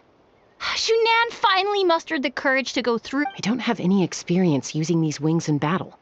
nor is it immediately obvious how to incorporate them into the existing systems and are taking a longer-term perspective. I think we need to start by getting thoroughly acquainted with how these things work. Then we can develop a new trial format with new assessment criteria, tailored to candidates using the phlogiston wings. You all raise valid points. But Chaska, while your proposal sounds perfectly reasonable, it would probably take years to put it into practice. We lost so many people in that war. These phlogiston wings could be exactly what we need to strengthen our forces and boost more. And as for real-world battle experience, there will be plenty of opportunities to gain that. I have high hopes for you, Huh?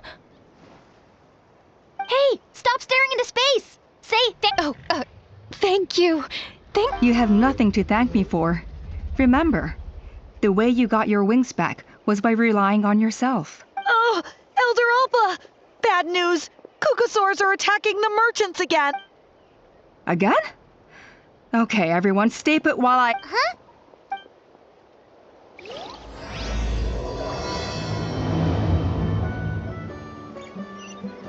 Why did Chaska rush off like that? And then Elder Alpa and the others too? And... As per our contract.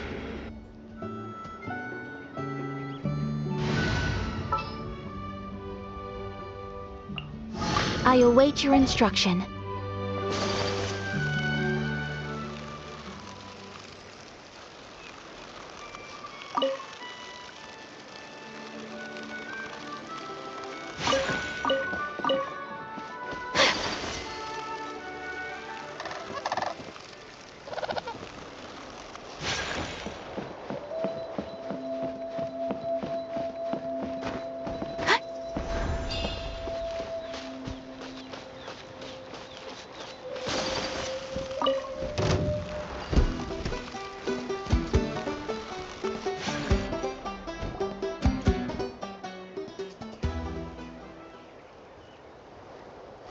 Oh, it's back! It found us again! Run! Curses! She's really riled up this time. Hey! Stop running! We'll never outrun a creature with wings! Get... Stop! All of you! Chaska! Oh, wonderful! Quick, get rid of that thing!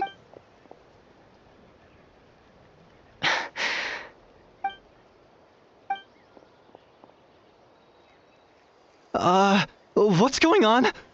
Why? So it really is you, sister. Wait, sister? That Kukasaur is Chaska's...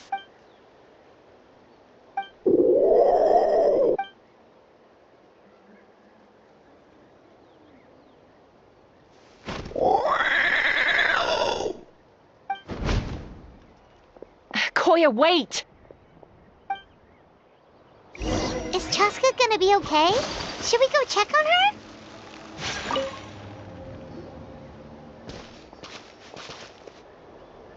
Chaska?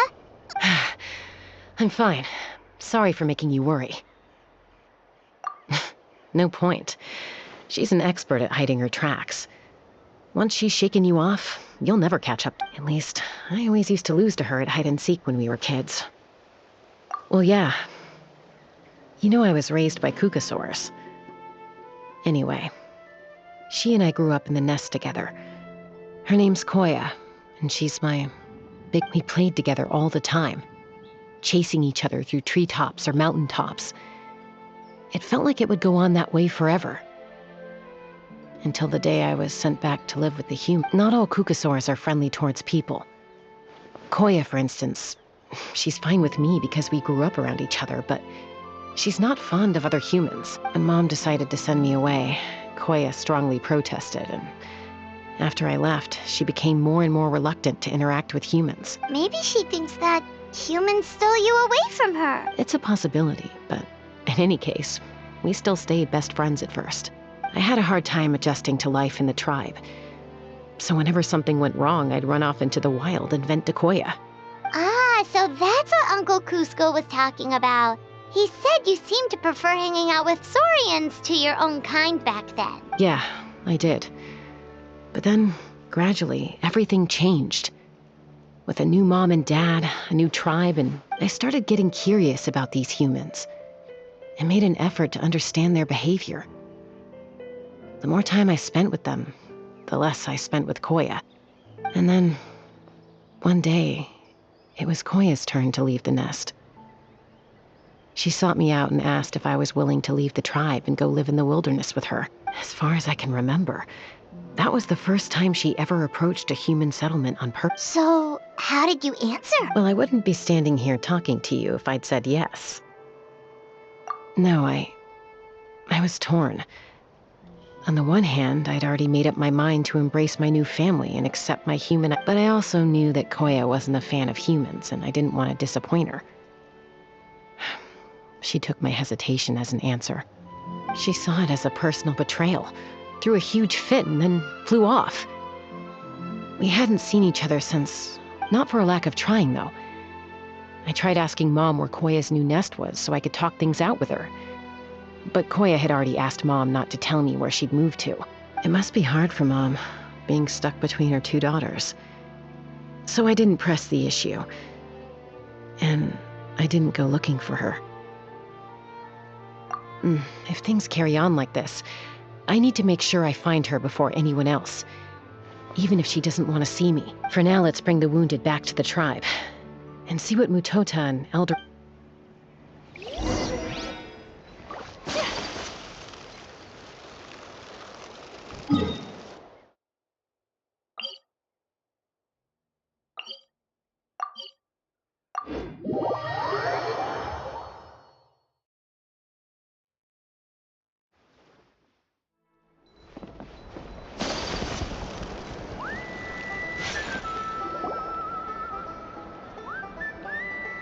So, I hear there's been another Kukasaur attack. Ha! I knew it! They're wild animals, and they can't be trusted. Hey, show a little respect. The Kukasaurs are our partner. Maybe in the flying squad, but they don't give a hoot about the rest of us. Well, now that we have the phlogiston wings, do we even need the Kukasaur? Are you kidding? How are we supposed to protect our tribe? I didn't mean it like that. Huh? Protect our tribe?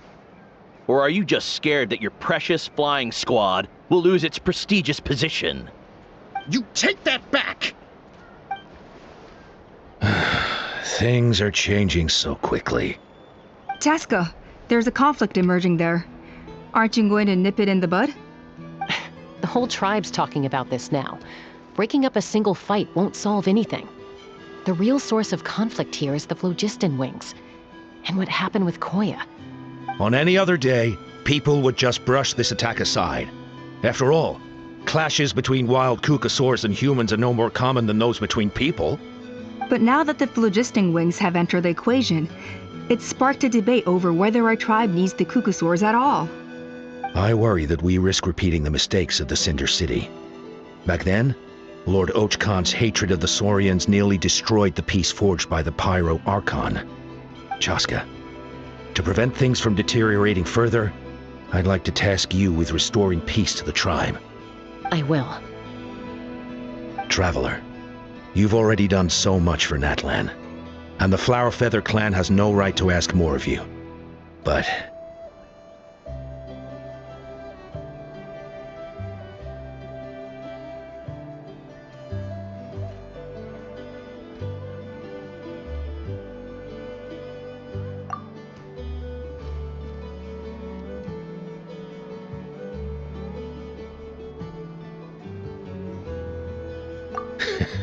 looks like I was making a mountain out of a molehill. And don't forget about Paimon. Just leave this to us. This whole situation has unfolded so quickly that it's put us on a back foot. To tell the truth, it makes me a little suspicious. You think someone might have orchestrated all this? It's possible. Leave it with me. I'll look into it. Also, Chaska, could you try to keep a low profile while you're out there digging around? We don't want to give our hand away. I'll do my best. Okay, so where should we start? This all began with Koya's attacks. If we can find out what led her to do it, That should give us something to work with. Unlikely. Given how she reacted when I showed up, I don't think she's forgiven me. If you want to resolve a conflict through dialogue, sometimes you need a third-party facilitator. Let's go see my mom.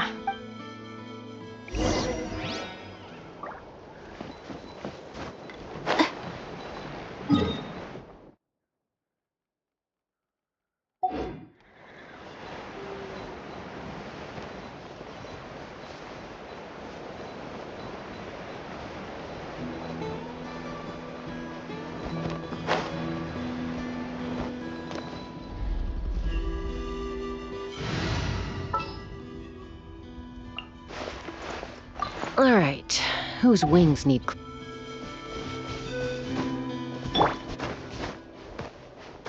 Let's burn this breeze. Yeah!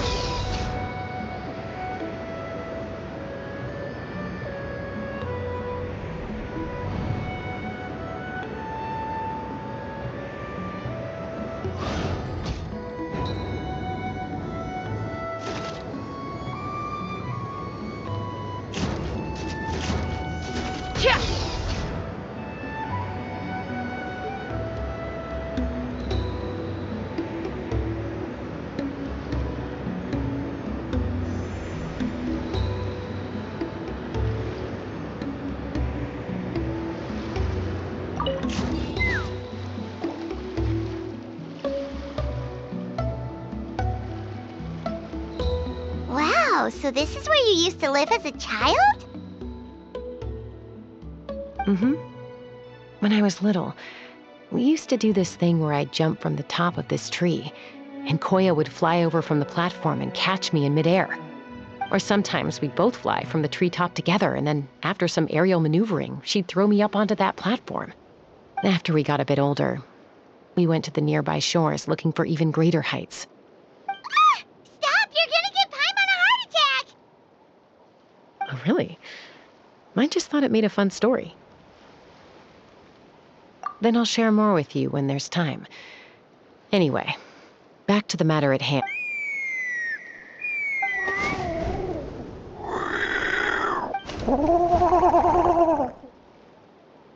Hey, Mama Bird, I'm back.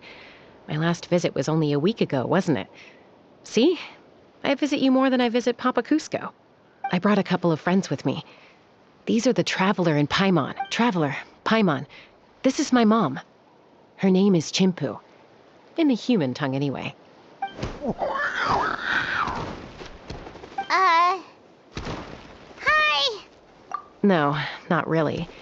I don't speak it as such, but I can sort of get the gist. Although only with Mom and Koya, since I spent my formative years with them. Even then, it's basically a best guess based on their sounds, body language, and expressions. Seems to work about 9 times out of 10, anyway. As for whether Mom understands me, I can't always tell. But somehow we still manage to communicate. Call it the family bond, I guess. Don't worry. I'm doing well, but I think Koya might be in some trouble.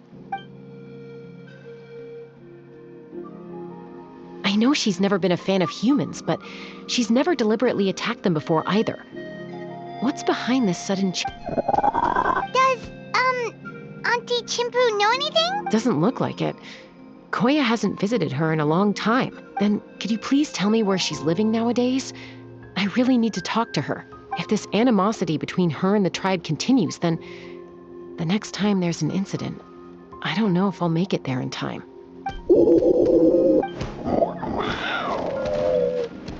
She said she'll take us there. Thank you, Mom.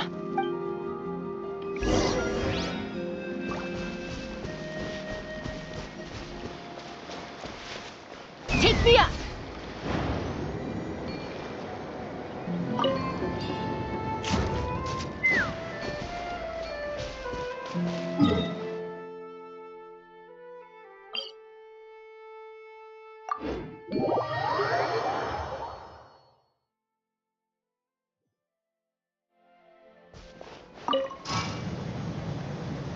Let's fly!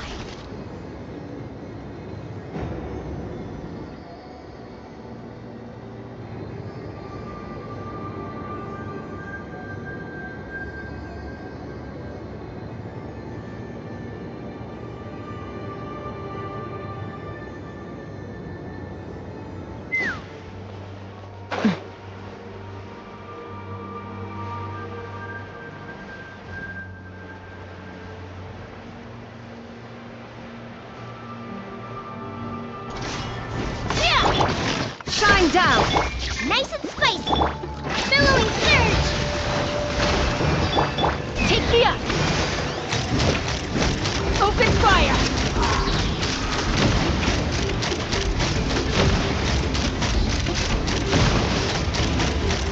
Locked on! Open fire!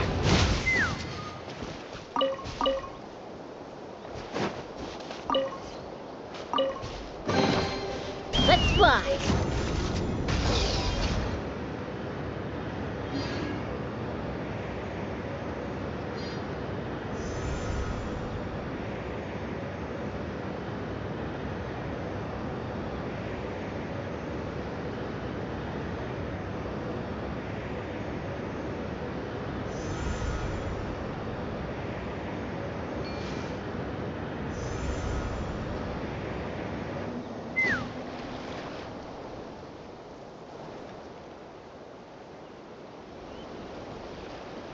This is a really remote location.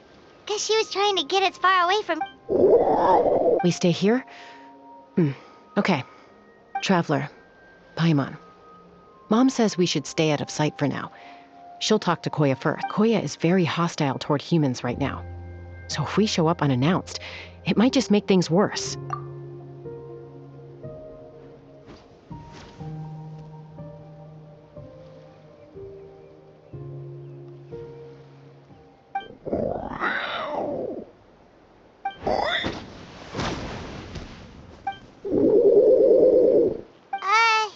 Any idea what they're saying? Sounds like things are more complicated than...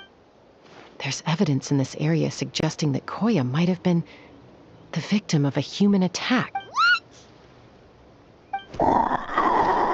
What? No! It's Chime, Koya's child. The attackers kidnapped her. They came over the sea, under the cover of night, and they took Chime. What the heck? Who would do such a thing? I searched day and night, and finally found them.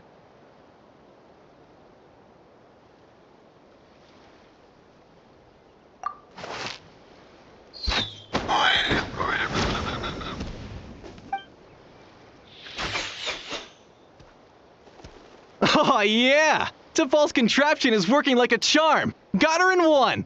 Hey, there's another one! Wait, is that the one that got away last time? Who cares? Just get them all! T'Pol pays us per catch.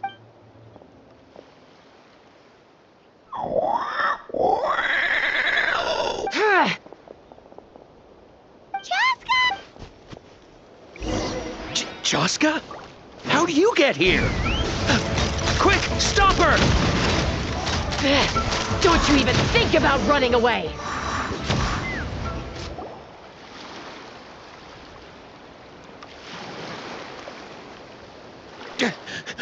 Don't come any closer, or I'll...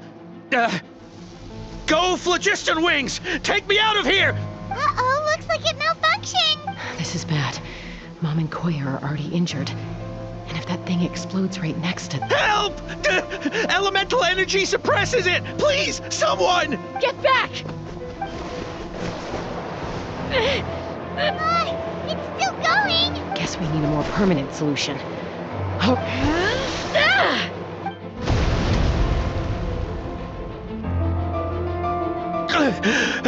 That was too close.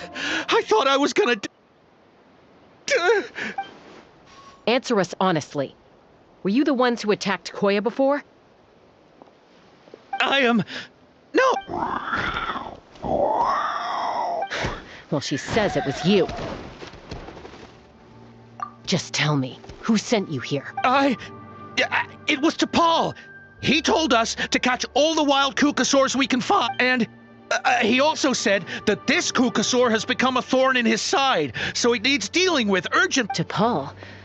Huh. Sounds familiar. But where from?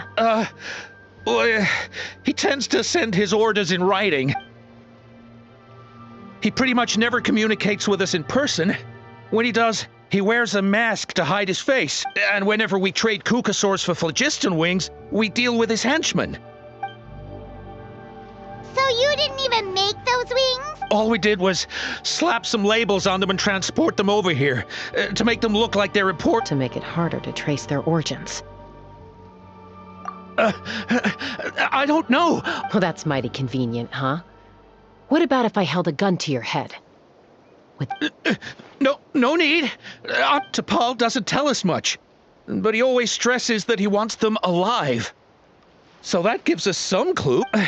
This is just a best guess, of course, but we suspect that the gaseous phlogiston stored in the trackballs is drawn directly from the Kukasaurs. What? Easy now. You're still injured. Hey. Yes, ma'am. So, the gaseous phlogiston has to be highly refined in order to power the phlogiston wings. The slightest imperfection can have disastrous consequences, but the Kukasaurs have a natural ability to process gaseous phlogiston. So, if you use them as an intermediary... That's enough. So the Kukasaurs you took, where are they now? T'Pol should have them. But no one knows where he's based. Apart from him, we've tried looking for it ourselves, even followed them a few times. But we always end up losing track of them. Random thought. Maybe they're hiding up in the sky? T'Pol. Chaska, Traveler!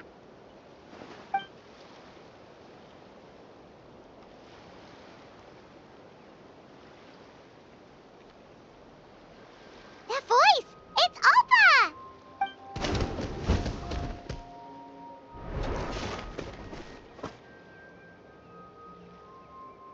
Elder Alpa? What brings you all the way? Well, I was patrolling nearby when I heard the sound of an explosion.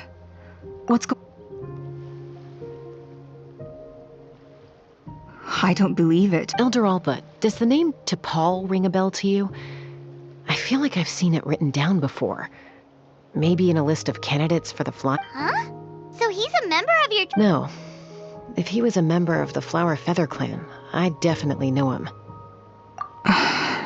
Now that you mention it, I do remember a young man from outside our tribe who came to participate in our flying trials. You were away on a mission at the time, which is probably why you don't remember him. He was a craftsman from the Children of Echoes, but he'd always dreamed of soaring the skies. So he wanted... The Children of Echoes? But despite his best efforts, he unfortunately failed to pass the trial and gain the Kukasaur's approval. In the end, he went wingless and returned dejected to the Children of Echoes. Wingless, huh? Maybe he invented the phlogiston wings to get revenge on the Cuckoos. Perhaps. Or maybe it's simply his way of dealing with his regrets over his past flying and... Either way, it doesn't excuse his abuse of the Kukasaurs. I'm gonna take these guys back and expose the truth to the tribe. It's time for this conflict. Easy, Chaska. Remember what I said about keeping a low profile? The ringleader still hasn't shown himself, and this man's allegation about powering the phlogiston wings with Kukasaurs is only speculation. Bringing these men to the tribe now won't win over any current supporters of the phlogiston wings. In fact, it may even escalate the conflict further. After all, many are mistrustful of the Kukasaurs after recent events. Is that why T'Pol waited until now to try to capture my sister? I don't know. I mean... He did tell us to spread negative rumors about the Kukasaurs and slip some mora to anyone opposed to them, but... But Koya only attacked humans because they stole her... Nevertheless, we will be hard-pressed to change people's minds while emotions are running high. Unless we have irrefutable evidence. Bravo! My thoughts exactly. In the meantime, leave these men with me. I'll escort them back to the... I'll take the other members of their crew into custody, too. They won't get another chance to stir up. Fair enough. I guess finding T'Pol is going to be the key to resolving this conflict. Let's hope the Children of Echoes have some info on him. Sorry, whatever it is, it'll have to wait till this is all blown over. I have to fix this situation before it spirals out of... Mom, sis, rest up and get well soon. I gotta fly.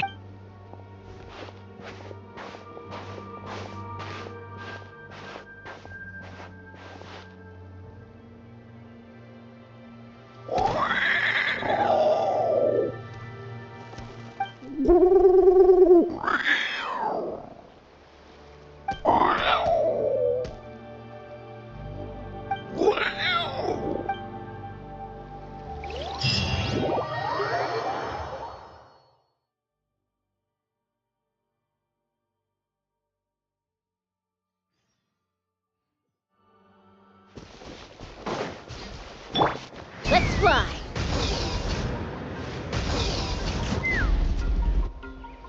So Alpha says that T'Pol's from the Children of Echoes. But how do we track him down? Just... Let's start by talking to someone we know. It'll be faster that way. At this time and place, I'll bet the easy... Wakey, wakey, Shilonen! Oh, it's you. Okay, give me a second. I'll come down.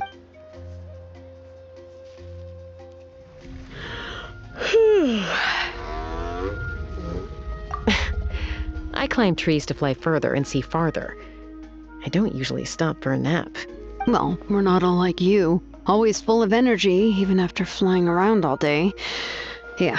So, you've come all this way and interrupted my precious nap time. Might I inquire as to, why? I'm sorry, Shilonen, but it couldn't wait. Does the name T'Pol mean anything to you? He's a craftsman, apparently. Huh. T'Pol. Yeah, that rings a bell. I think that's Puma's child. Nope, I'm afraid you're a few years too late. Why are you looking for him?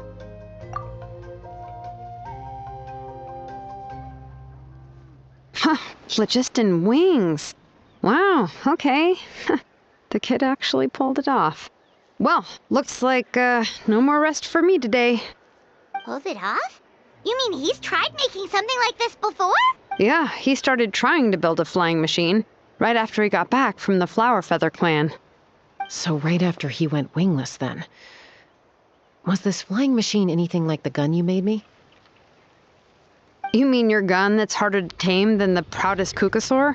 No, he wanted to build something that allows anyone to fly freely, even if they're not naturally gifted. But he never got very far back then, though. Blew up his workshop a few times and barely made it out alive. I never really kept up with him after that. His parents traveled a lot in their youth and only returned to the tribe after he was born. But they settled in a remote area and don't interact with other people much, which means most people in the tribe don't know them very well. Your best bet is to chat to his direct family. I'll, go get Puma. Wait for me in front of the workshop. I won't be long.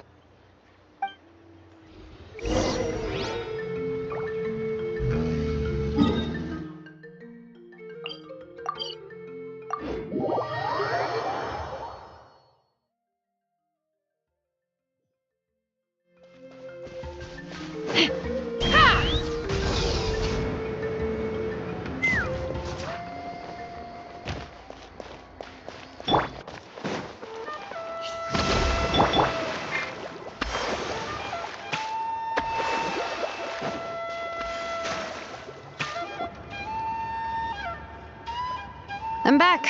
Allow me to introduce T'Pol's mother, Puma. Hello, we're... Oh, save the pleasantries.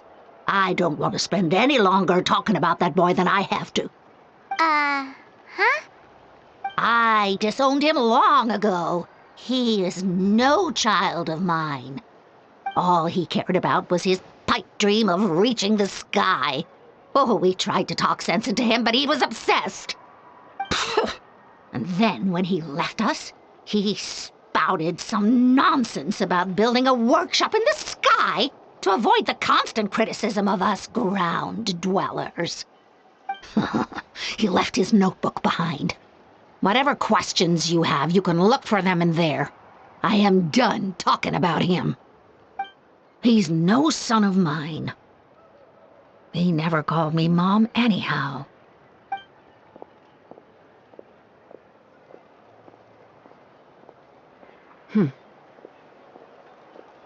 Wow, they've really fallen out.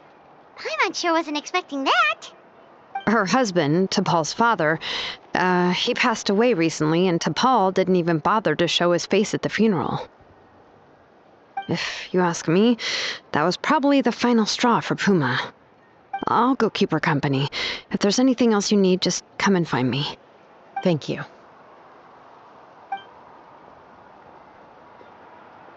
Okay, so this notebook is the only lead we got now, right? What's in there?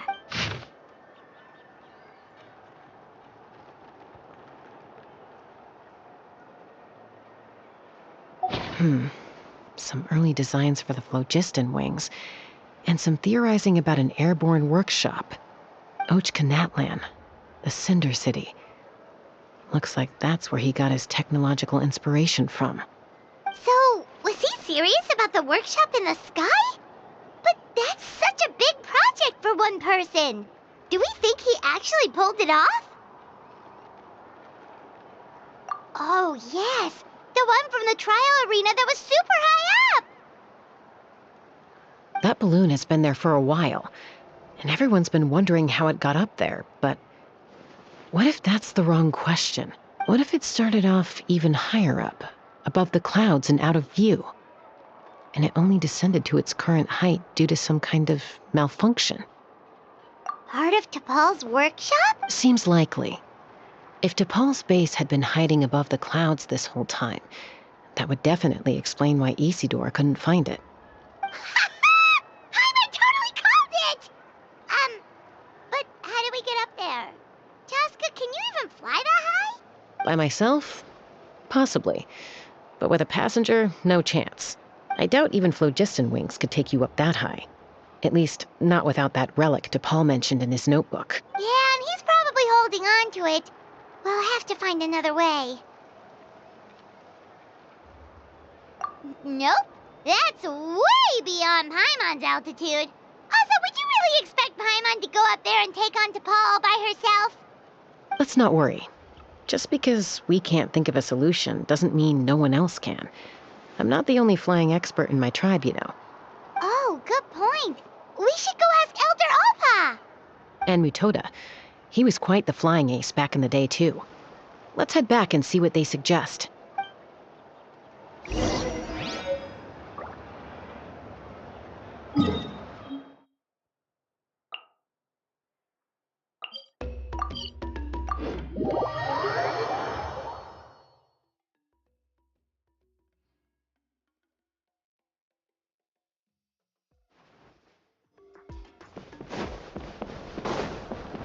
No more Kukasaurs. We want phlogiston wings.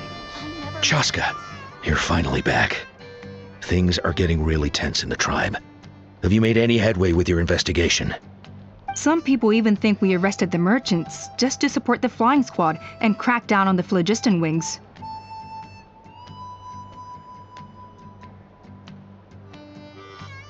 We found some promising leads, but there's a major obstacle standing between us and the irrefutable evidence we need.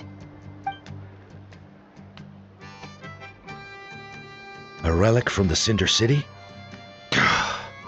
So Ochkon's still managing to sow discord, even after all these years.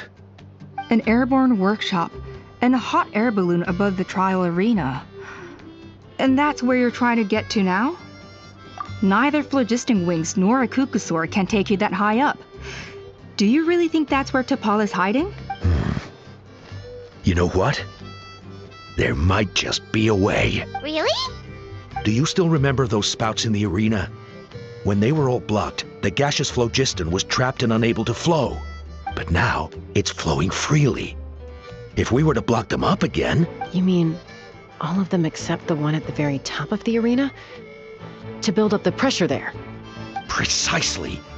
With all the gaseous phlogiston flowing through one spout, it would create a high-pressure wind current. And then we just ride it up into the sky! Yes. It has its risks, but with Chaska's abilities, I think she could... It's an extremely risky approach. But I agree that it's... If you want to give it a try, check with Inkanak at the trial grounds. She can explain how to block the spouts. Chaska, if anyone has a hope of seizing this evidence from the high heavens... Take me up!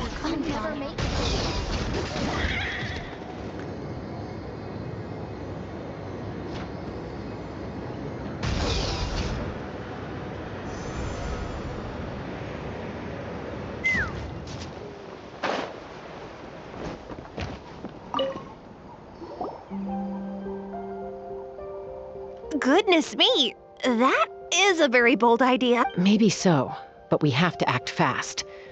What's the quickest way for us to block? From a technical perspective, I'd have to advise taking some measurements and carefully planning this out first. But I'm guessing that's not what you want to hear. Then we'll have to take the rough and ready approach. See the solid phlogiston over there?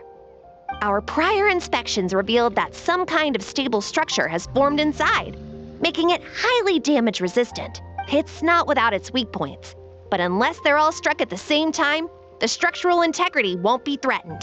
So, what happens if we do strike them all? It'll collapse. Okay, I see where you're going with this. Yeah, you got it. As long as you hit all the weak spots at once from the right angle, the solid phlogiston will fall right on top of the spout and block it up. You're right about rough and ready. Sounds like my kind of plan.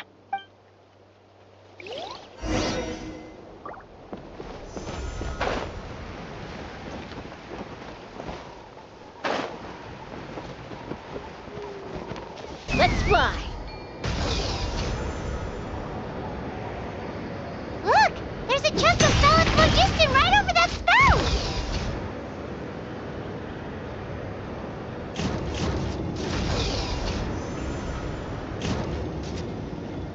Bullseye!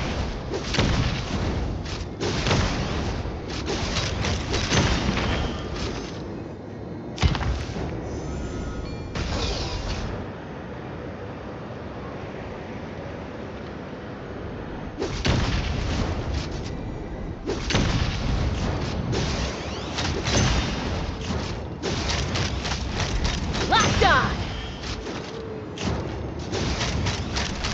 Bullseye! Open fire!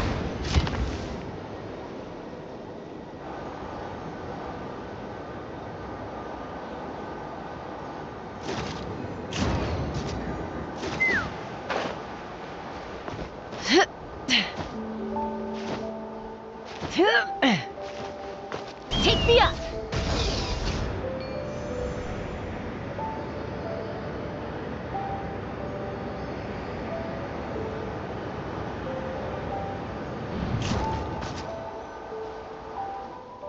It actually worked!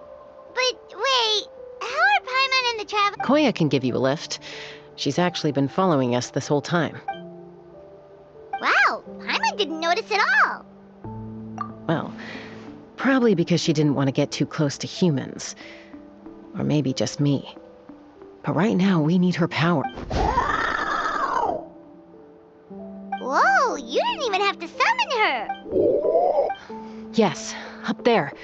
That's probably where Chime... All right, let's go have a little talk with this T'Pol.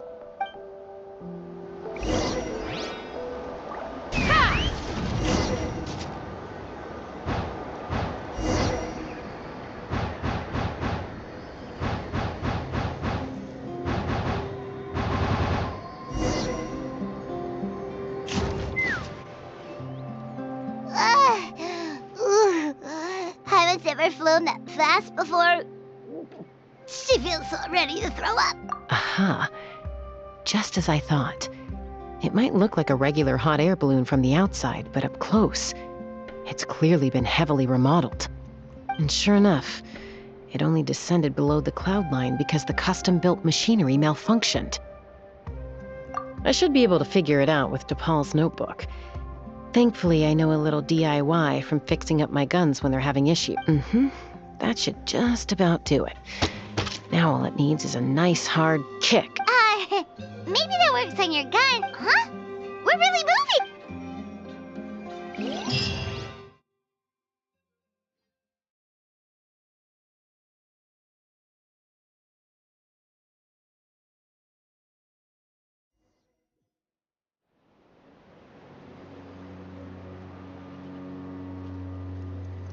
Here it is! The workshop in the sky! Oh, you gotta see it to believe it.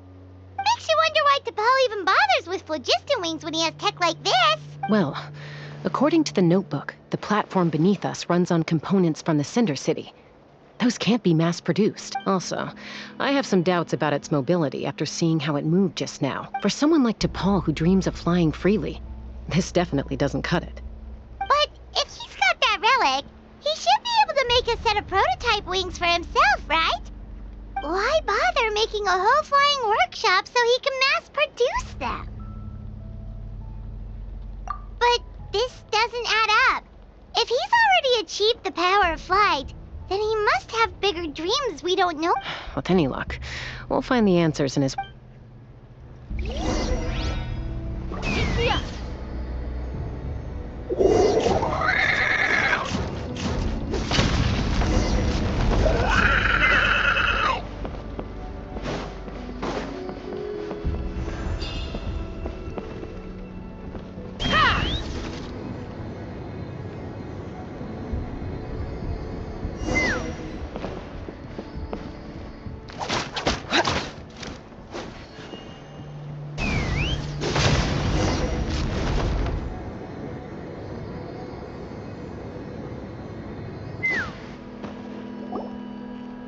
Why won't it fly away like the others? She's still breathing, but they're... By the looks of it, T'Pol was using these cages to extract phlogiston from the Kukasaur. Once a Kukasaur is drained of phlogiston, it becomes too weak to move. We'll have to come back for these ones after dealing with T'Pol. Let me see. Looks like a record of his phlogiston research. Log number 330. With the support of... I was finally able to launch the airborne workshop. Even though it relies on the relic for 80% of its power supply, I've at least taken the first step. Log number 348. Research on the relic is progressing well. I should be able to replicate the technology and scale up production very soon. Has proposed a name for this groundbreaking invention: the phlogiston wings. I think I'm getting close. Soon I will achieve. Log number 377. Encountered some issues with the new smaller model phlogiston wings. The gaseous phlogiston showed some volatility during the refinement process. Thinks we should proceed at a more cautious pace with the refinement experiments. But after so many past failures, I have to prove that I will... Log number 114. Ran an experiment using Kukasaurs to refine gaseous phlogiston. It was a success. Log number 117. I've started recruiting merchants and hunters to capture wild kook. Log number 121. Major breakthrough in the efficiency of phlogiston yield. Huh? So many parts have been crossed out! Yeah, probably the contact he alluded to in his other notebook. Guess he has a benefactor. Did anyone else notice how the numbering system in this notebook suddenly changed halfway through? We haven't got time for textual analysis, I'm afraid. Grab the notebook and let's press on.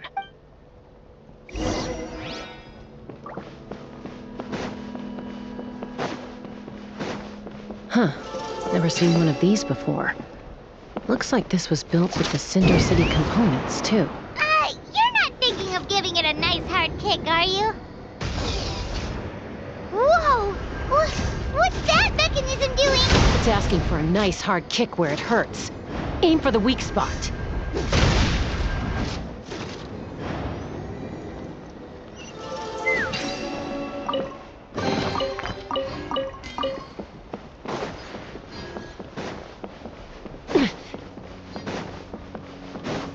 What are they doing here? It's T'Pol's henchmen. He must have brought them here using the relic in his prototype wings. Watch out!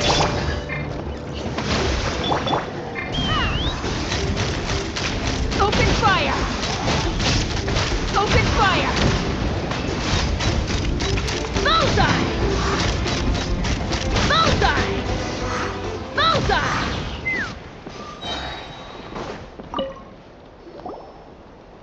Hey, look here! More of T'Pol's notes! Log number 403. Introduced me to some new comrades who fully support my idea. I told them that some Saurians are blessed with wings, and some people with natural gifts, while the less fortunate among us can only look on longingly as they seize the sky. But I also told them that progress can erase individual differences. Think of the tools humanity has made to fight back against wild beasts. The law we have put in place to even the playing field between the strong and the weak. I promised them that our research will be the new frontier of human progress. With our phlogiston wings, the power of flight will no longer be for a select few to enjoy. Imagine a world where the skies are for all to share. I only hope that when we finally achieve this goal, we'll be proud of me. Imagine a world where the skies are for all to share. Yes, if only it were possible. We could respond faster, and so many tragedies could be prevented. But DePaul, what about the Saurians you're draining dry of phlogiston? You're not sharing the sky. You're stealing. Bad move. I won't let you get away with it. I'm fine. Let's keep moving. I don't think we'll find anything.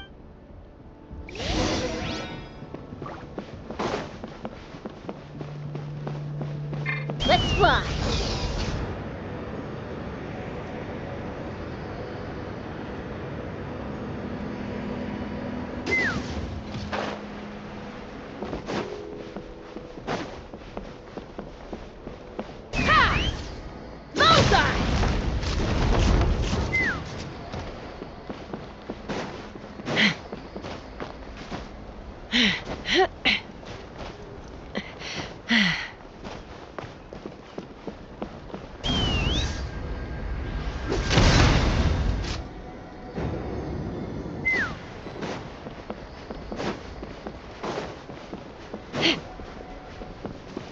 Let's fly.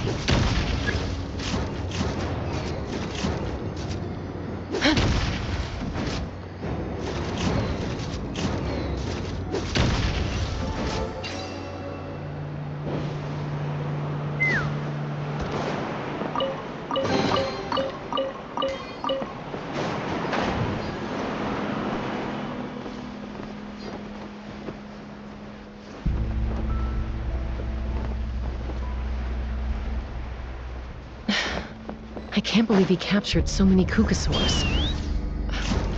But right now, we have to focus on solving this problem at the source.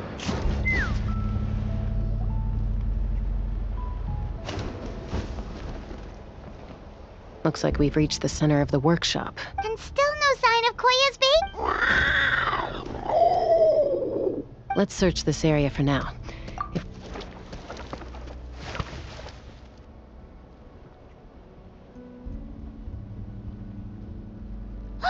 Chaska, Traveler, come quick!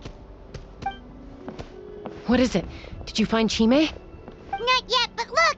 It's another one of T'Pol's notebooks!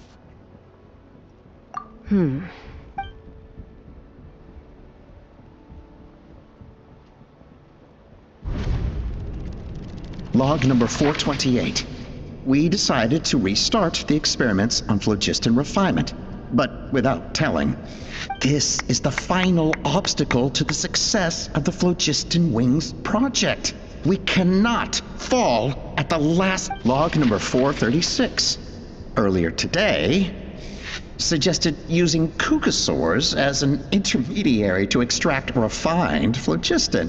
It's certainly feasible. Anyway, as long as our secret experiment succeeds, I'm sure won't bring it up again. Log number 443. We will conduct the experiment tomorrow.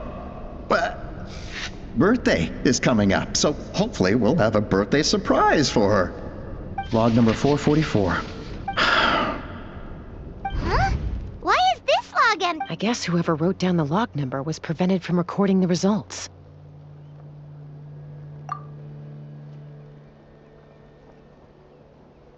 Log number. We lost many comrades in the accident. Among them are friends, lovers, and children. But we cannot stop now. We will keep their legacy alive and carry their dreams forward. As of today, we are scrapping the artificial refinement method. Instead, we will focus all our efforts on phlogiston extraction from live Kukasaurs. They are arrogant beasts whose existence in the wild serves no one but themselves. Their true worth lies in their sacrifice for the sake of To facilitate our operations, we will gradually move the airborne workshop closer to the Flower Feather clan, even as we continue to. All this we do to create a world where the skies are for all of humanity. All this we do to make T'Pol's dream a reality. Given the way this is written, not to mention the fact that the numbering has started over from 0, it kind of sounds like this is someone new. Does that mean that T'Pol's already... There's also a letter tucked in the end of the notebook. It's from Puma.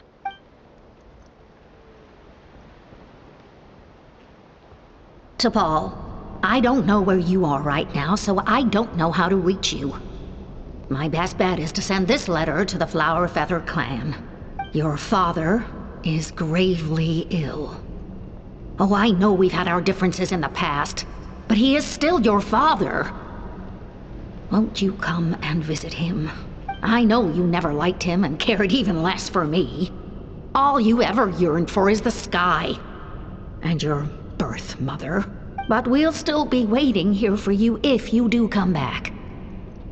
This may be the last chance you'll get to see your father. So Puma's not T'Pol's real mom? Huh. Well, she did say he never called her mom, but I'm gonna assume she was just venting. We know that T'Pol's father passed away quite recently, and this letter looks recent. By contrast, the writing in this notebook is old and faded. It looks like the real reason T'Pol didn't attend his father's funeral is because he'd long since passed away himself.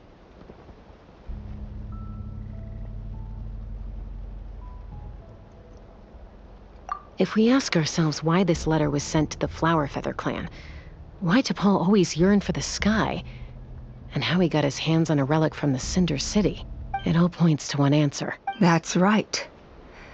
T'Pol was my child. He was born during my days as a wingless wanderer. His birth gave me new hope. I wanted to become the kind of mother who spent her days as a valiant rider, soaring the skies. Not an aimless, wingless nobody. But his father wanted to settle down, to give his child a safe, sheltered life in his tribe. We fought about it constantly, until the love we once had for each other was gone. He started a new family, with another traveler who was also looking to return home. And I went back to the Flower Feather clan. I had no idea that despite being raised among the children of echoes, my child still harbored dreams of the skies. Can you imagine, Chaska? The joy and surprise I felt when he showed up at my door, asking to join the flying trials, or how proud I was when he said he wanted to prove his own worth, rather than relying on my position as elder. And then the anguish that overcame me when he was rejected by the Kukusaurs and became wingless, just as I had after my injury? You've got a lot of nerve showing your face here. Don't take this the wrong way, Chaska. I'm not here for a fight. I just want to talk. Isn't that your preferred way to resolve things? I trust you've learned of T'Pol's wish on your way here. A world where the skies are for all of humanity. If only his dream can be realized, no one will ever have to lose their wings again. Our aerial prowess will be greater than ever before. War will never again come at such a great cost. The loss of Koichi is a tragedy that need never be repeated. So tell me, Chaska, do you Nothing you've said excuses all the conflict you've caused. You mean the argument back at the tribe? It was a necessary measure. Sometimes this is the only way to accelerate the pace of progress. Is a mother harming her children when she coaxes them into swallowing a bitter pill? Of course not. It is a brief moment of suffering for the greater good, and the child would come to understand this in due course. The phlogiston wings are that bitter pill. We will never progress as a tribe if we cling to the scraps the Kukusaurs offer. Once the people have embraced the phlogiston wings, they will never look back. Even if they learn how the refined phlogiston is sourced, they will convince themselves that the sacrifice of a few Kukusaurs is a small price to pay for our... But this I had not anticipated. I barely had the chance to introduce the phlogiston wings to the tribe before you found this. Your plan was hardly foolproof. Yet, it can still be salvaged. Chaska, Traveler, I'm sure you have your doubts about my methods, but know that my love for humanity and for you know me, Chaska. And you know that I've always treated everyone in the Flower Feather clan as my own children, as fellow humans. Surely you can understand my perspective.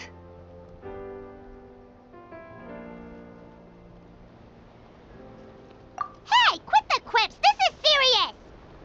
Alpa, Natlan doesn't belong to humans alone. And truthfully, neither do I. How many times has the Abyss invaded Natlan now? And yet despite how much stronger it is than us, Natlan still stands as a nation of humans and sword. Peace imposed by force will crumble in a matter of days. Because social bonds are what hold a civilization together. Weren't you the one that taught me that? And yet you would break the bond we share with our Saurian companions to take more power for ourselves? That's as stupid as hacking your own arm off to use it as a club. They are wild beasts, driven purely by instinct. How could they possibly understand human social... How did someone like her ever become a writer?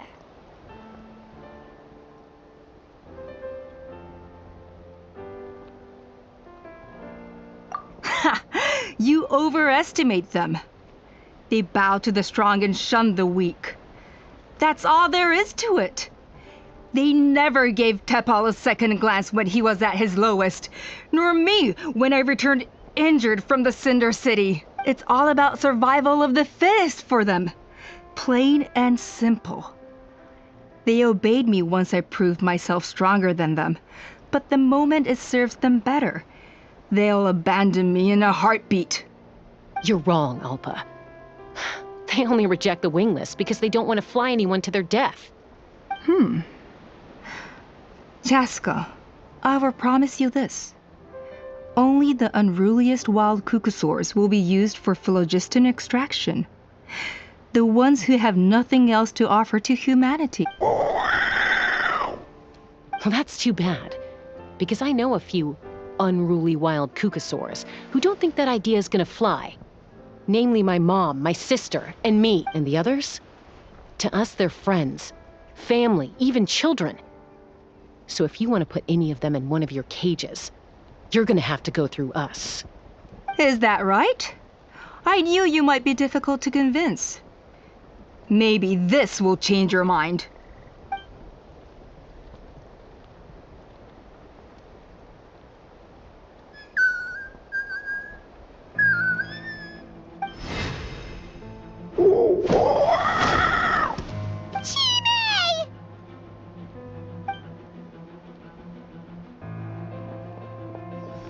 Alpa! Careful! Don't make any rash decisions. Unless you want to see her so. Oh no, that's one of the extraction cages! I told my subordinates to take control of the tribe while I was away. Luckily for them, our strongest warrior and our most powerful ally aren't there to stop. Take control? What are you planning to do with Mutota and his supporter? Merely accelerate their inevitable downfall. They cannot stand in the way of progress forever. It is not the move I wish to make, but I'm afraid you and your friends force my... And since you insist on imposing me too, I have no choice but to keep you here until the dust has... So that's what you meant by I just want to talk. You never intended to negotiate. You just wanted to stall us. No, Chaska. I genuinely hoped I could win you over. You are the strongest warriors we have. Put down your weapons, and I promise you that no harm will come to this young Saurian. I just need you to stay here for the next couple of weeks or so, while my people consolidate their power. Then, I will give her back to you, and you'll be free to leave. As long as the majority supports our vision, even the Pyro Archon cannot meddle in our internal affairs. Your vision is deranged, and the Flower Feather Clan will never support... You sure about that? Then wait here and see. What do we do? Even if the whole tribe fights back... Stop delaying the inevitable! Drop your weapons and get into the cage! She's still holding Chime hostage. Is there really no other way?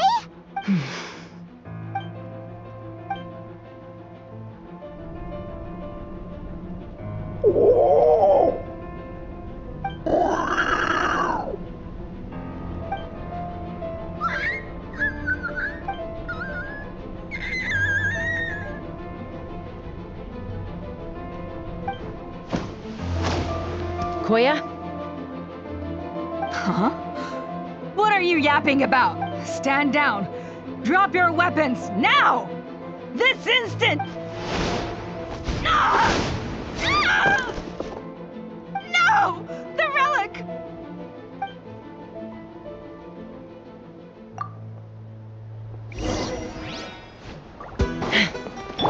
Illusion shattered!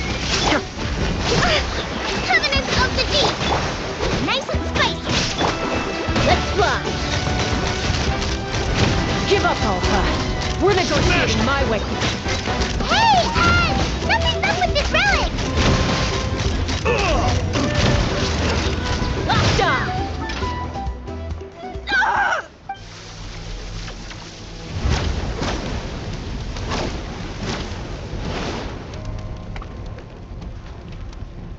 No! What is she doing? She'll bring us all down with... But why? We stabilized...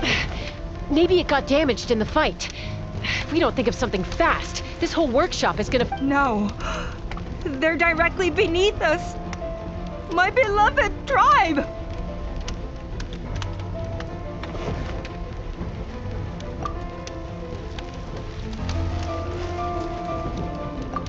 Okay. It's too powerful. This ain't a toy like last time. I don't think I can just throw it aside. But we need to get it far away before it explodes. Koya, remember when we were kids? Come on, let's take this thing high. Don't worry, I know I can get rid of it before it explodes.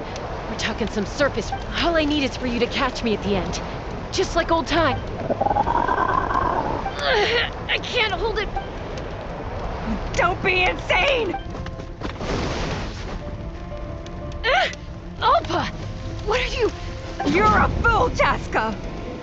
Why would it... We cannot entrust the safety of our tribe to this wild, sour... I'm the fool. You really think you can stand a better chance than me?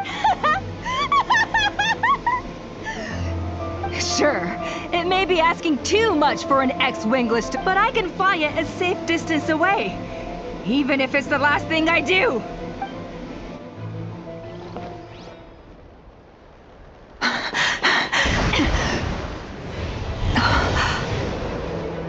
Here. This should be high enough to save the clan. What? You don't get to die a hero today.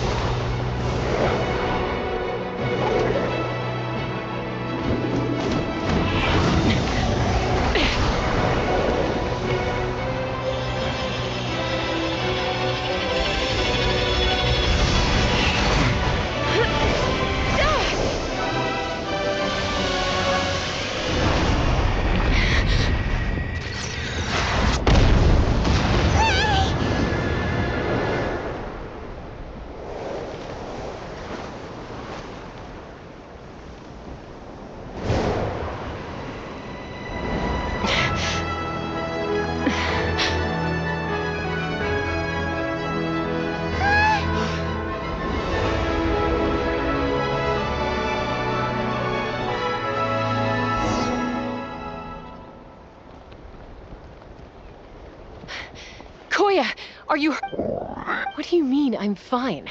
Didn't I tell you to catch me on your back? Why did you try... Accident? Yeah, right. Serious. Chaska, Koya! How are things looking here?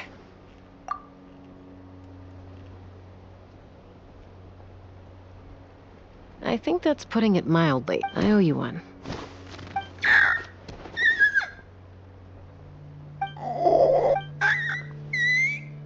Oh, but be honest. Do you still think Kukasaurs can't form bombs?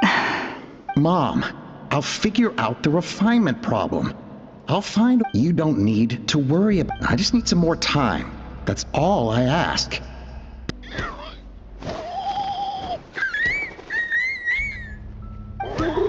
The Flower Feather Clan yield to the strong. And it's up to the winners to define what strength means.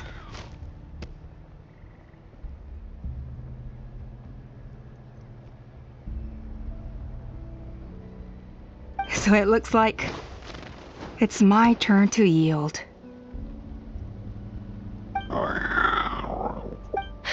Koya!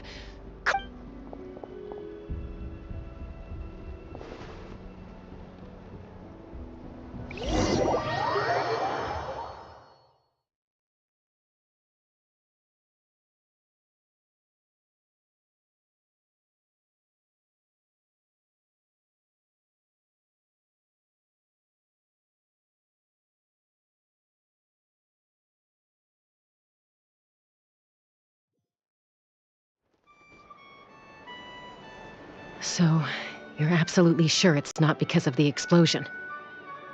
Yes, for the 10,000th time, I'm sure. The blast barely touched her. The reason she fainted was old injuries playing up, compounded by overexertion in the moment she finally relaxed, all the built-up stress finally caught up with her. And no wonder. Honestly, she's just like... Anyway, now you know how we feel when you go off risking life and limb. Your mother and I would both appreciate it if you lived less dangerously.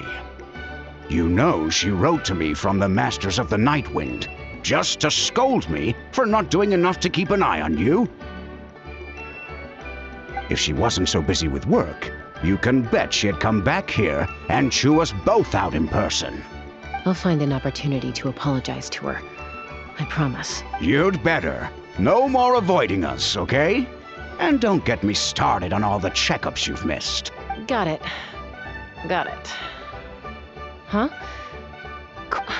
You're awake. I'll go let everyone know.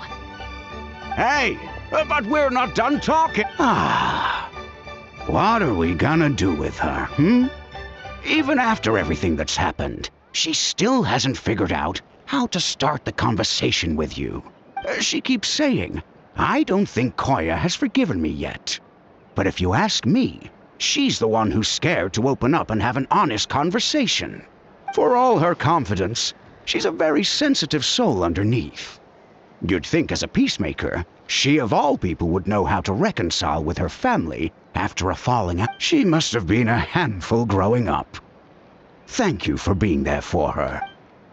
And of course, thank you for keeping her safe when you were up there in the sky. Koya, Uncle Cusco, we're here! Ha!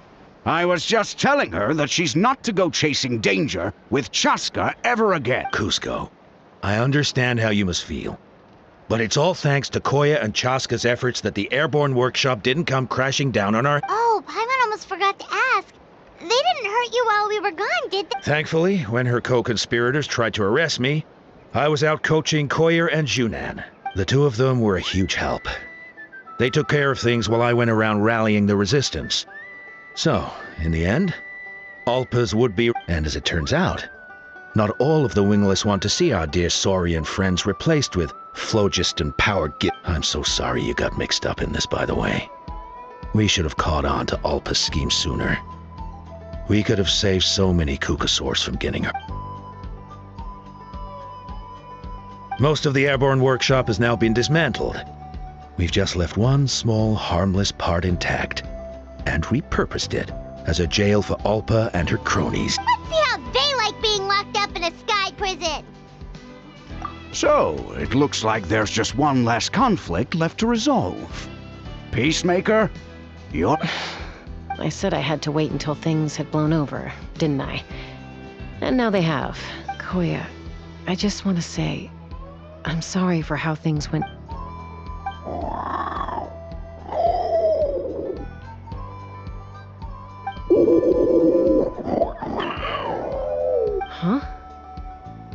this mean you're... There's that family likeness coming through again. But that day, when we ran into each other... Huh? So then, when did you finally make your peace with it?